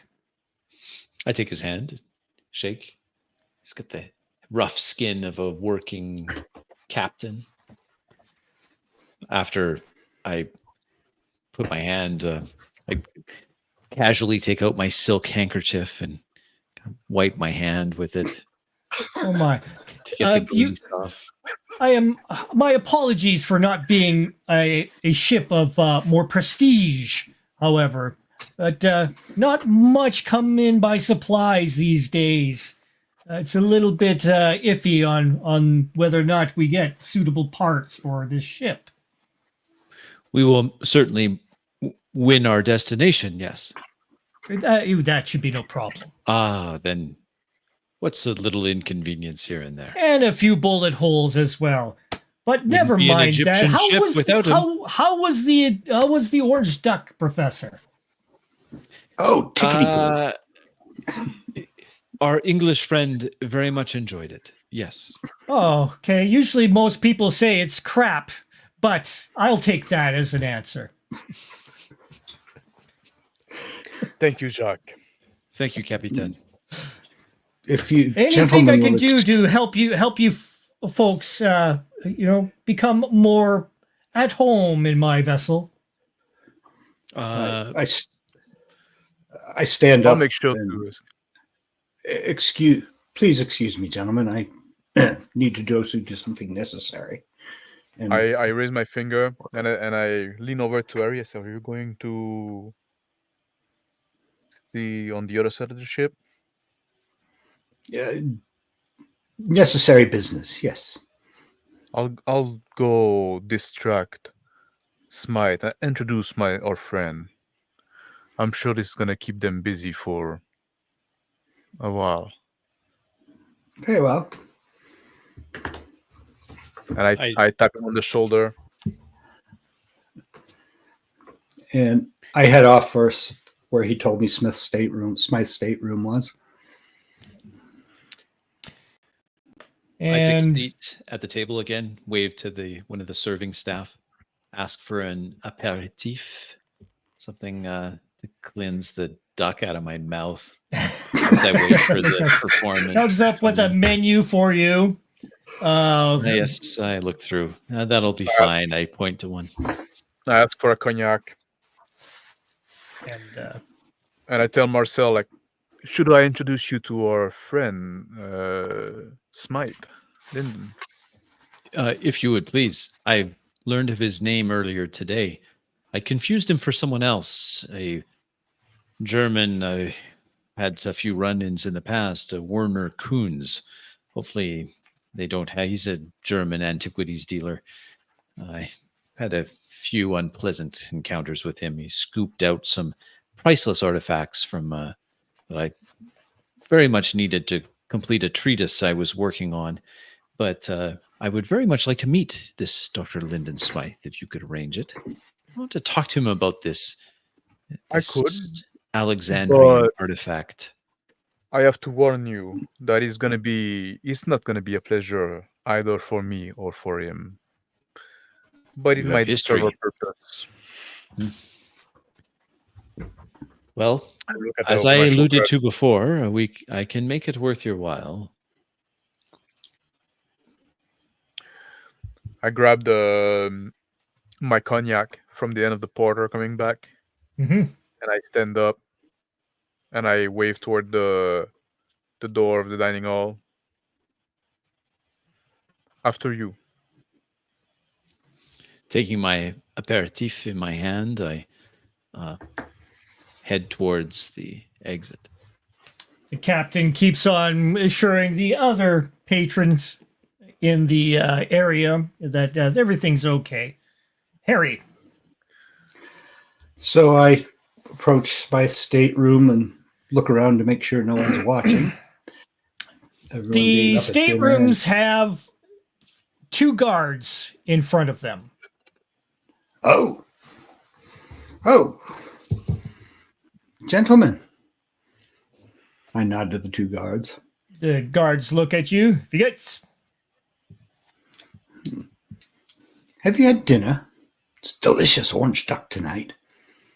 She looks at you. Nichts verstehen. Oh, Kaiserlich, eh? I move along. Now, I'm going to look for the nearest stateroom next to one of the ones they're guarding.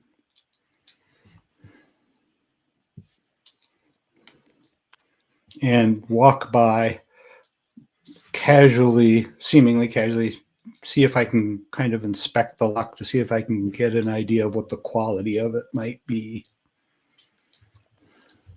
Old, broken down ship lock. Okay.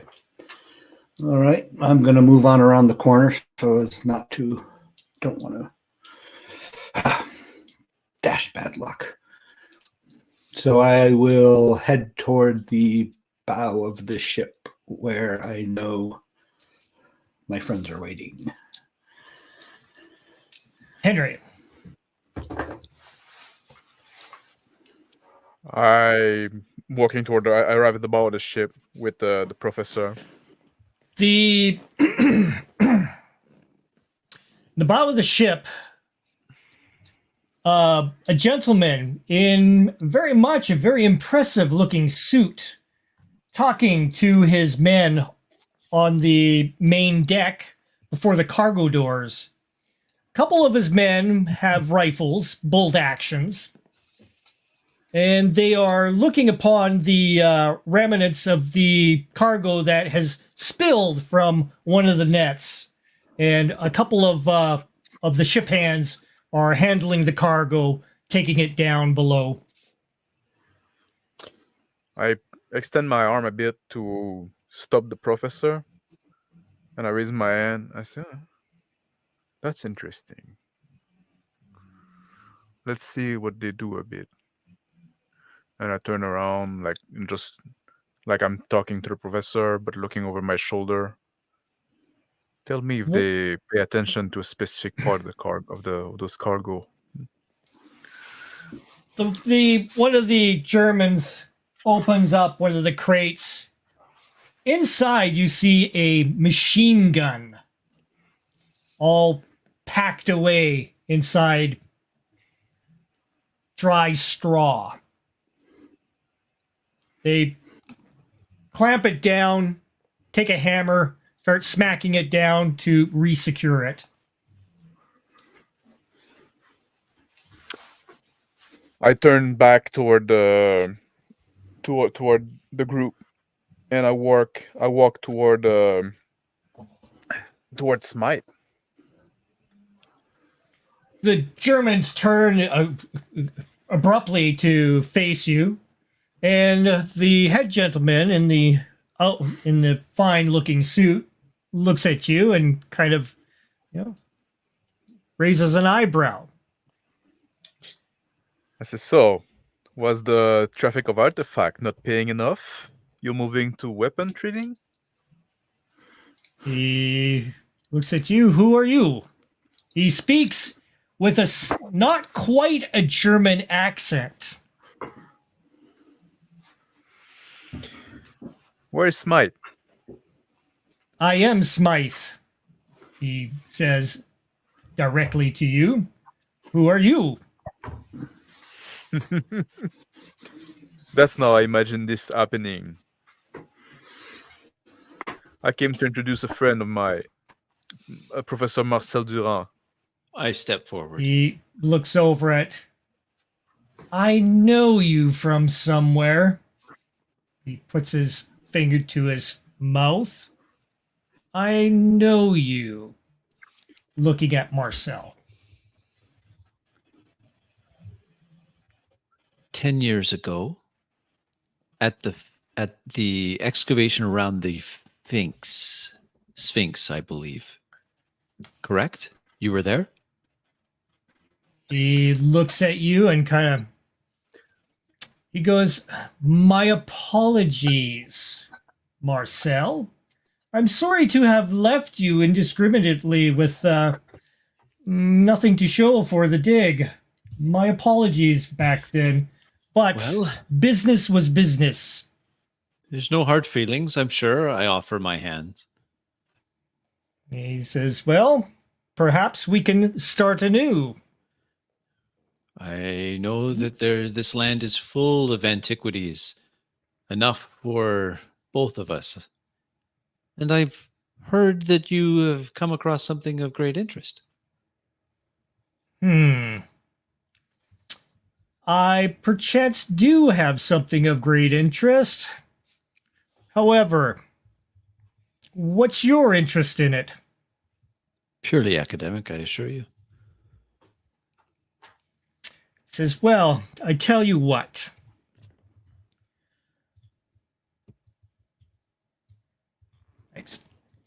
He says, just to show a little bit of appreciation for the acquirement of the fine jewelry that we had 10 years ago, I shall let you ponder the pages of the book for a night if you wish." That would suit me just fine. Of course. However, Hans must be with the document at all times. Hans. Hans. I chuckle. Drinking my Why does cognac. Hans need to be with me at all times? Is not my word as a academic of some publishing renowned, I'll have you know. Well, Enough. I need a babysitter named Hans. There's some nursemaid. He smiles. He goes, "I have the possession. You do not, Professor. I am giving you this chance to ponder over this document if you wish." I sigh. Very well, Mr. Smythe. I will agree to your terms. When can you arrange for the book to be brought to me so I can ponder its pages, as you say? When would you like to? Why not now? Very well.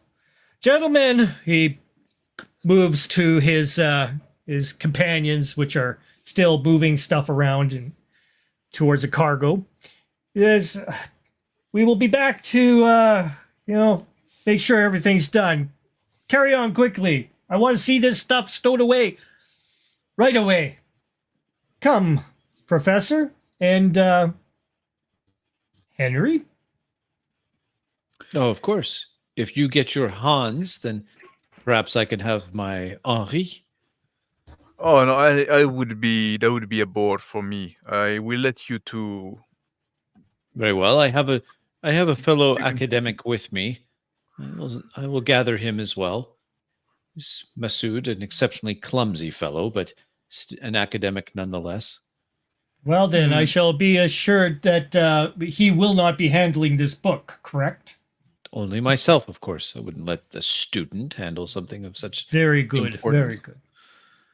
If you Harry. excuse me, gentlemen, I'll have some business to attend. I was just here to make the introduction. I'm glad you can find some common ground. I will bid you good night. Thank you, Mr. Lambert. Good night. I head toward the other side of the ship, where I assume Ari is gonna be. So as I'm coming forward, I see Henry heading toward me. Shake my head. There's no gold, man. They've got cards in front of their scope. They're not there. I Get rid of them. I come close to him and I say, I saw the book. They handed it to this professor you were with. What?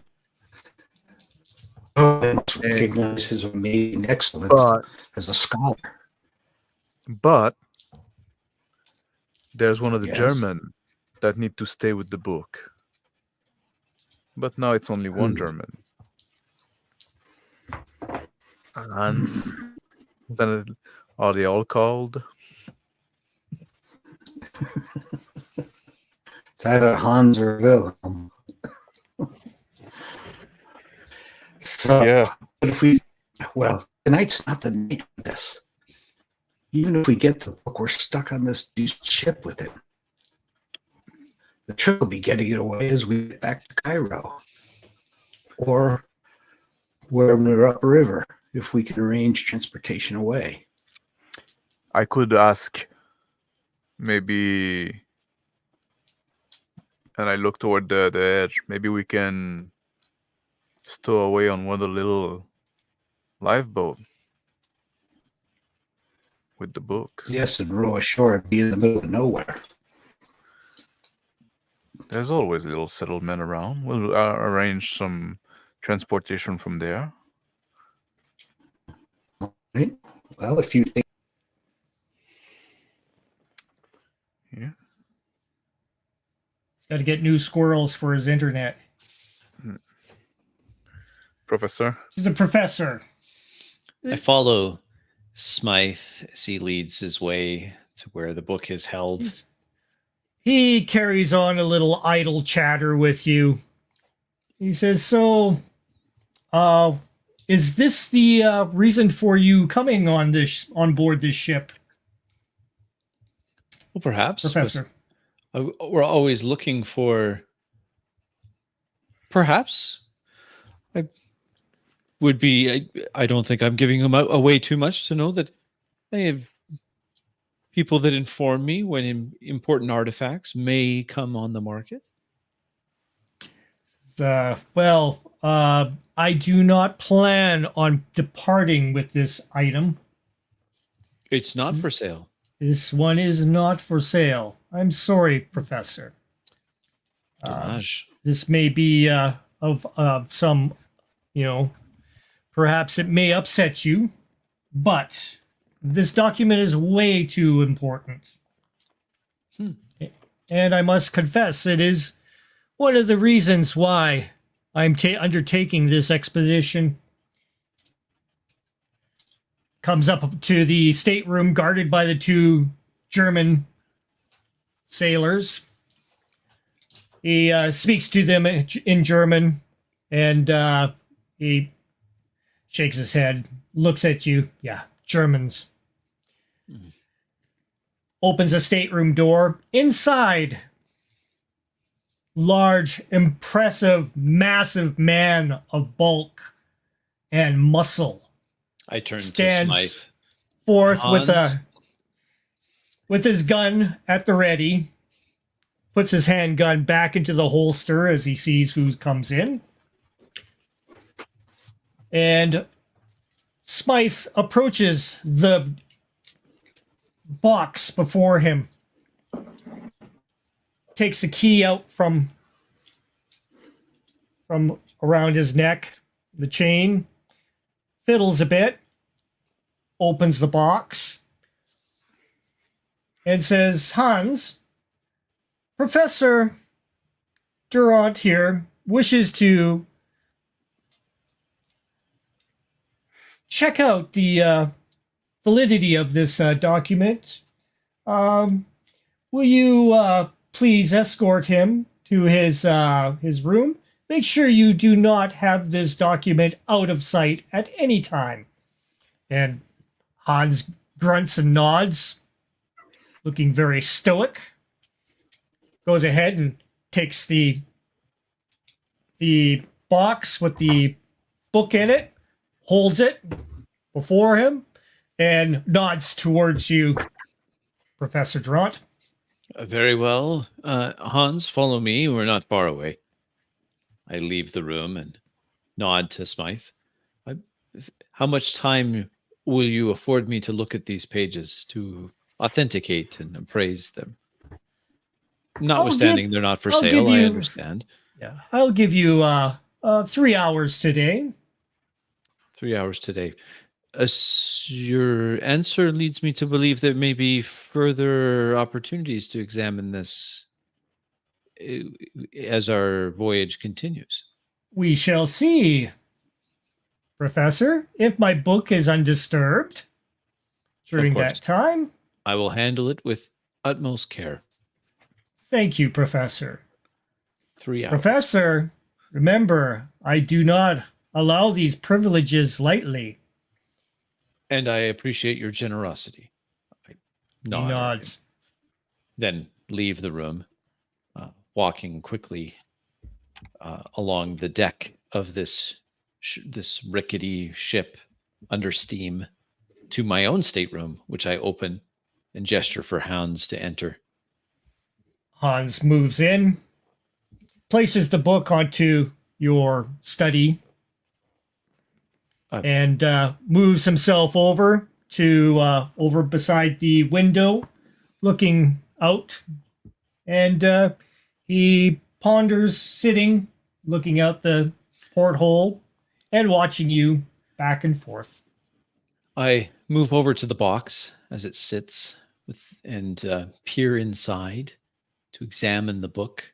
I take out a white silk handkerchief, carefully remove the cloth that's around the book to reveal it more.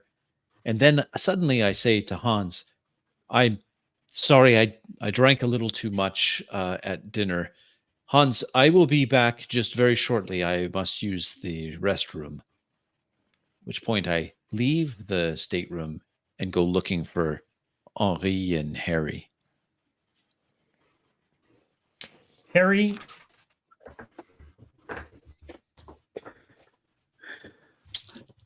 So,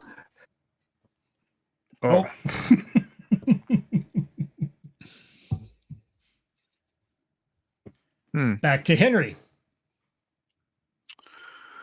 I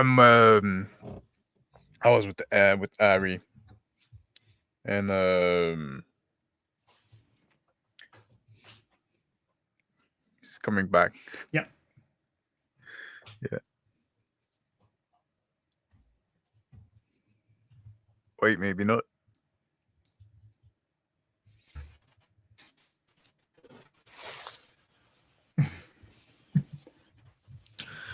So, Ari. So perhaps now is our opportunity. Yes, I think if the book, like from what I understood, the professor is going to be allowed alone. The professor is I going to reach be allowed. inside my breast pocket. I have some here and actual my staff.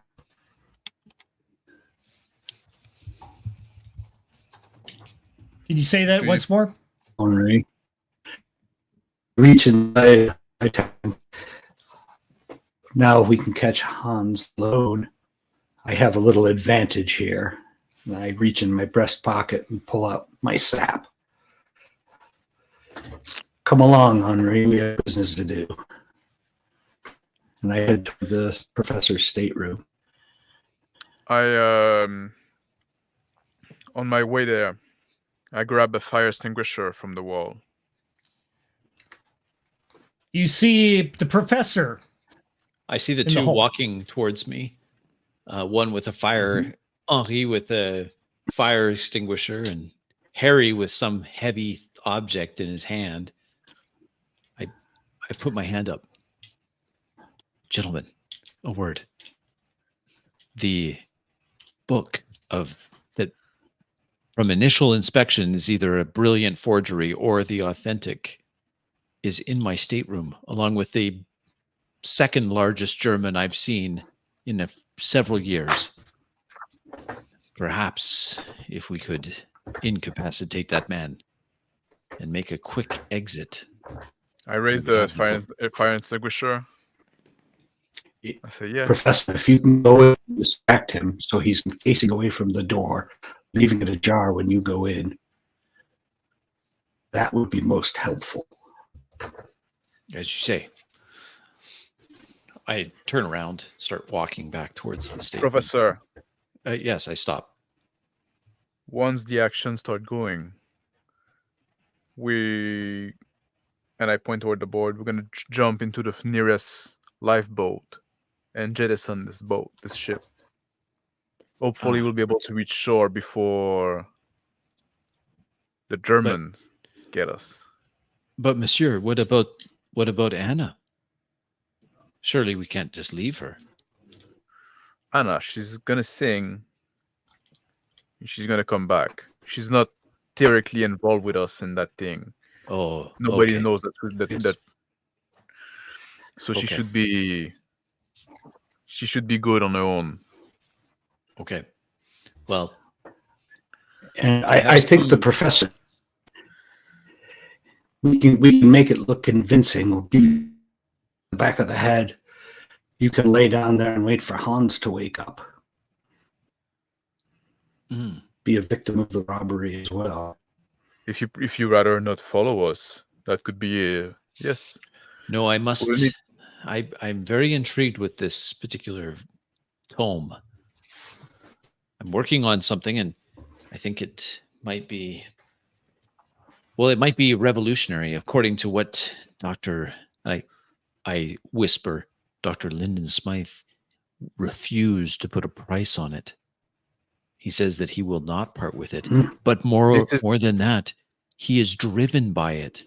This is the kind of craziness I've seen from him. Refusing to put price on thing. Insanity.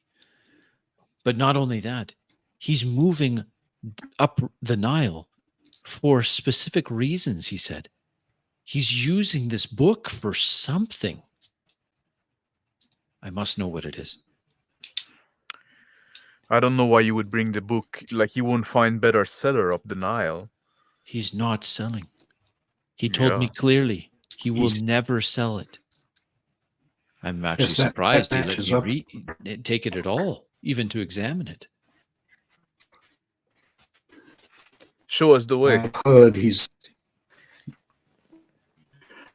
I walk down the deck. Oh, sorry. We follow behind at a distance so that Hans won't hear us. I walk back towards my room.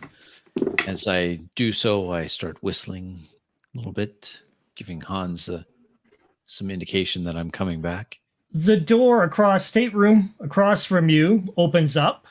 You see Masood. Masood. He's got a tie on and dress shirt and everything. I stop Masood. He looks, Professor. Come here. Come, Masood, now, quick. He walks over towards you quickly. Masood, I'm going to ask you something that'll sound odd, but I have my reasons. I was once on a ship where the ship floundered. I would feel much better if you could go and make sure that the nearest life vessel to my stateroom is in good repair. Yes? Go Very there. well, I'll be there shortly. I whisper, and be quiet about it. I don't want to alarm any of the other passengers, but it only takes once of swimming in a dark river at night with the vessel sinking around you to never take anything for granted. Yes? Not to mention the crocodiles. Quite so. Now go check on that life vessel, the one closest to this room, yes? And then Very well, sir. He tarries on quickly. I glance behind me to see Harry and Henry, and then move the rest of the way towards my stateroom. I knock on the door so as not to startle Hans, and then enter. Hans standing respectively with his weapon drawn. He sees that it's you. He goes ahead and puts it back into his holster. Hans, if you don't mind, it's quite stuffy in here with the two of us. There's not much air circulation. Now that I'm back and you see that it's me, I'm just going to leave this door open just slightly so that there's a bit of a breeze. He looks over to the porthole. He's like, Yes, a Watson. cross breeze. Yes, cross breeze. Open the porthole, please. He moves over to go ahead and start I open the canoodling with door the. and leave it open. And seeing Hans with his back turned messing with the porthole, I take my opportunity to spring forward and give him a sap right across the back of the head. As I see like Harry moving fast, I pull the pin from the fire extinguisher and I burst in the room right after him. Roll with With advantage, Harry. I stand off to the side as Harry makes his move. The sap crunches satisfyingly into the back of his skull right next to his ear. Roll a d6.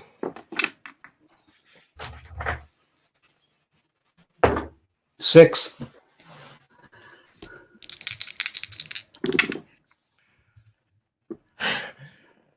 He falls up against the porthole, hitting his head into the indentation, and his head slides down.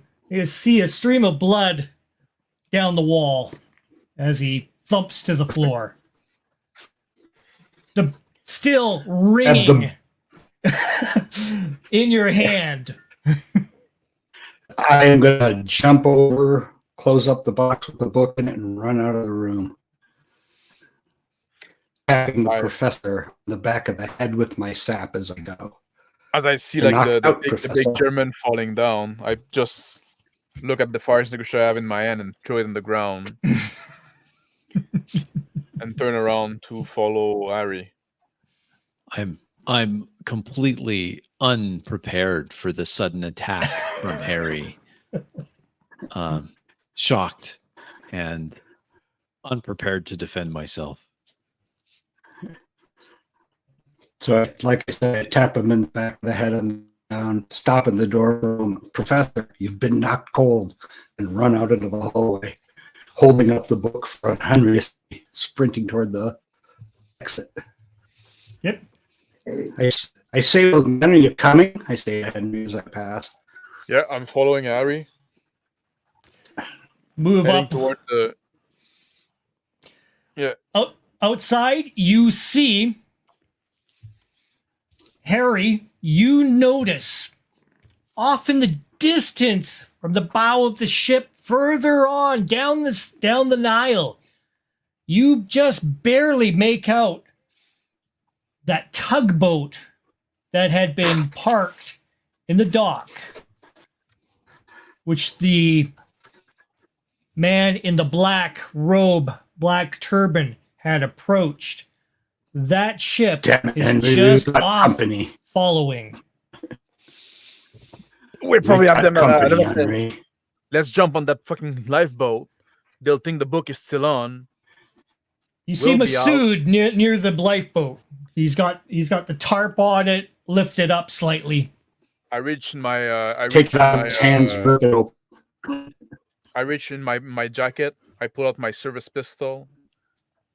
I say, "Kid, get away from the boat. Go take care of your master."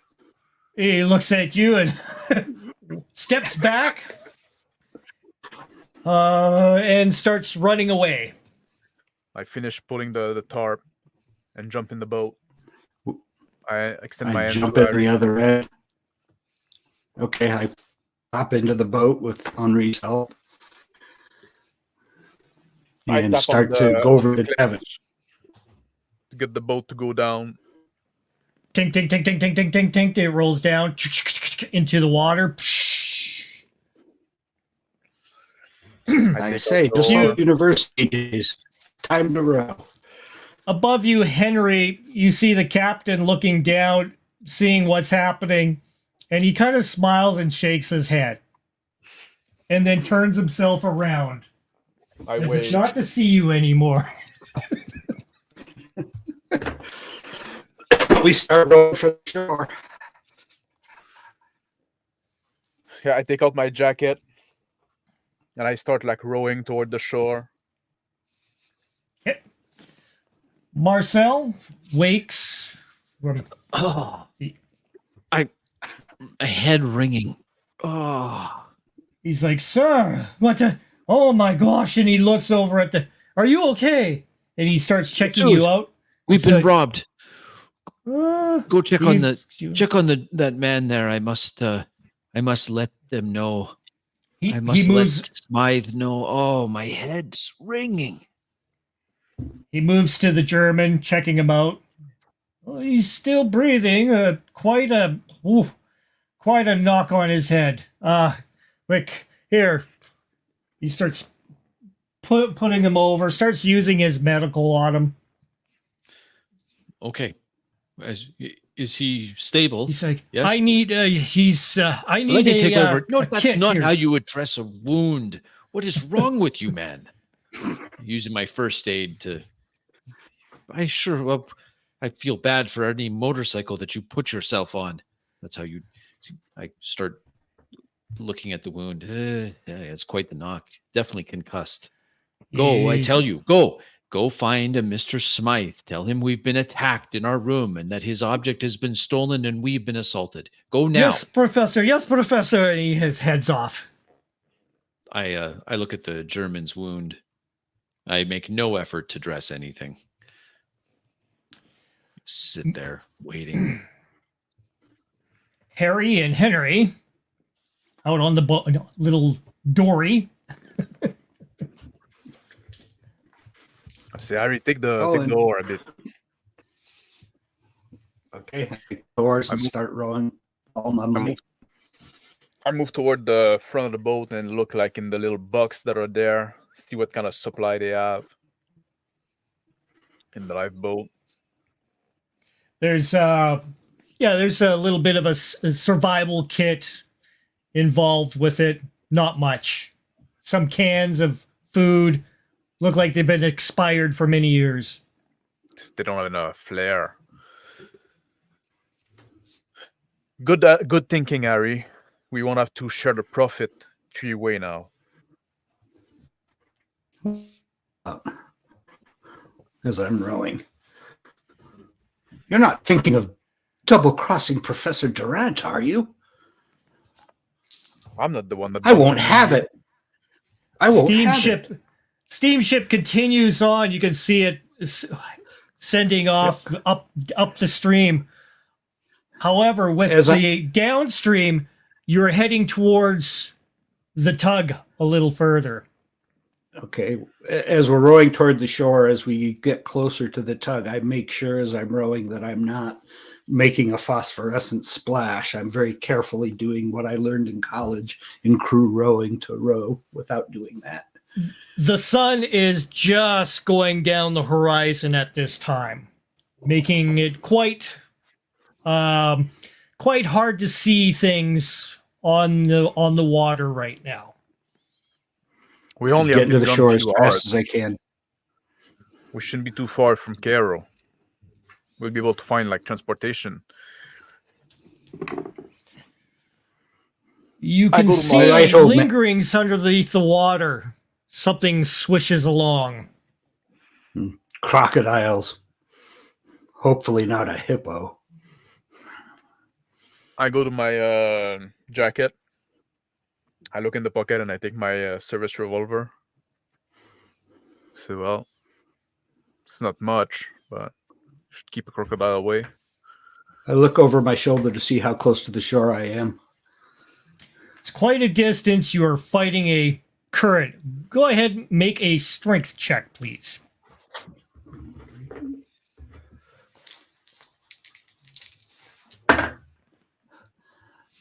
The current apparently is too much for me. And you see the tug getting closer and closer. You can see several people looking over your direction. I am going to frantically try harder. And at this time, go ahead and do the press. Yep. Push.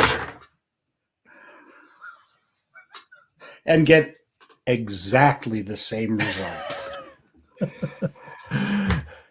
feeling exhausted. It's too much for me, Henry. The current's carrying us toward that damn tug.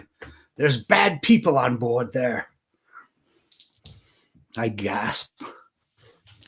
And perhaps we should leave it for that for tonight.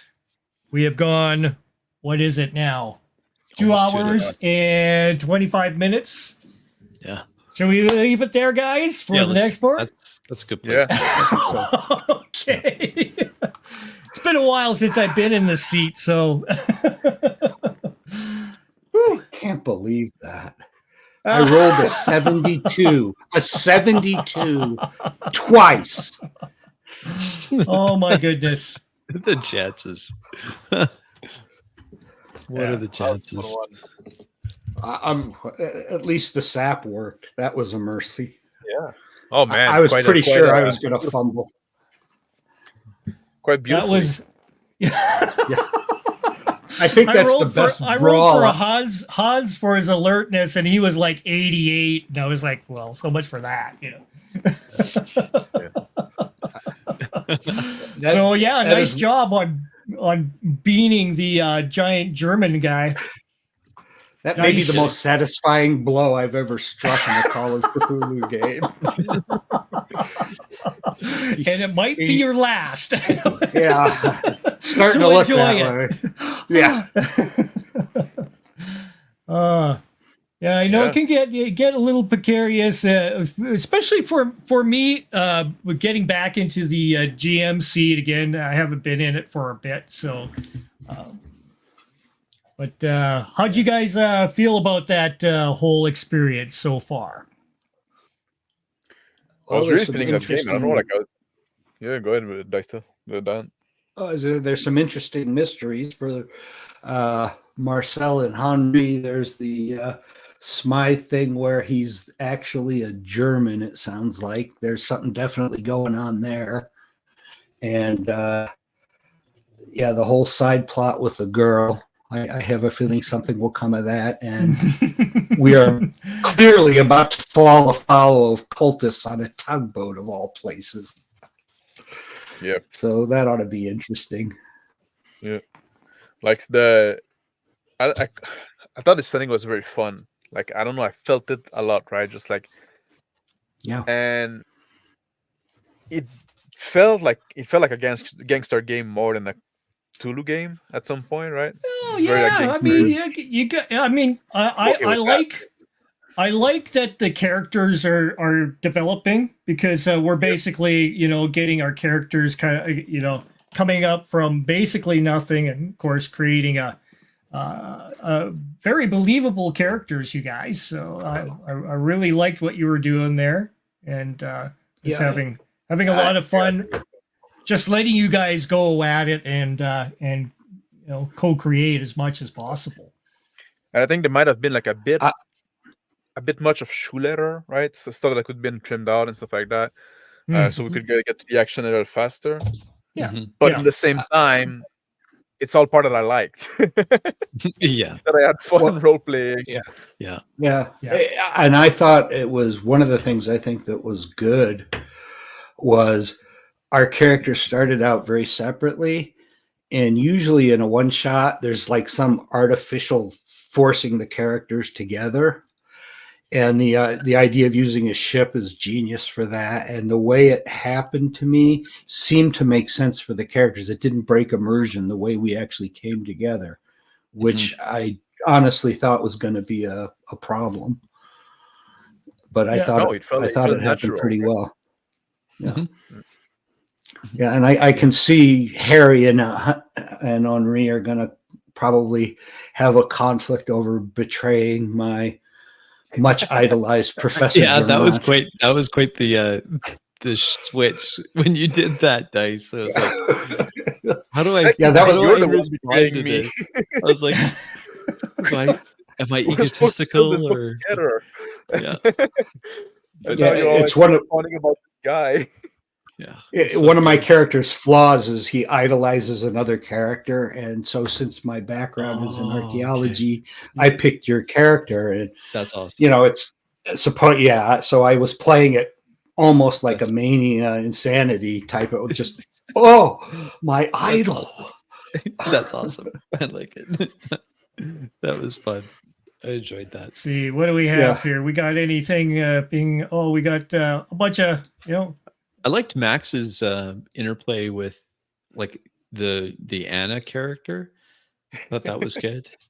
It's like, no, you're like, there's a little undertone there of like, no, I need you in the club, but there's also like this romantic thing maybe that's there because he wasn't sure how to write the note. But there's also this like, you're my meal ticket, so you're absolutely not leaving the club. Well, it was interesting. I like that he knew the captain too. Is that something that you had started with, like, or did you just decide that? It's like Rick said that, like, oh, it's your friend. I say, oh, okay. Yeah, that was good. Yep. And I mean, you're into that kind of thing, and he's always taking people up and down the Nile, so I would consider you would know this person. Yeah, especially if he's a bit like crooked and stuff like that, Yes. Yeah. And I thought the way you played the arrogant Frenchman was awesome. you were not like, you weren't over the top. Yeah. You weren't over the top, but you were just genuinely insulting at the right moment. Like wiping your hand after shaking the captain's hand. It's like, oh, jeez. Ouch. Area is haunted by the extra-dimensional internet demon. Yeah.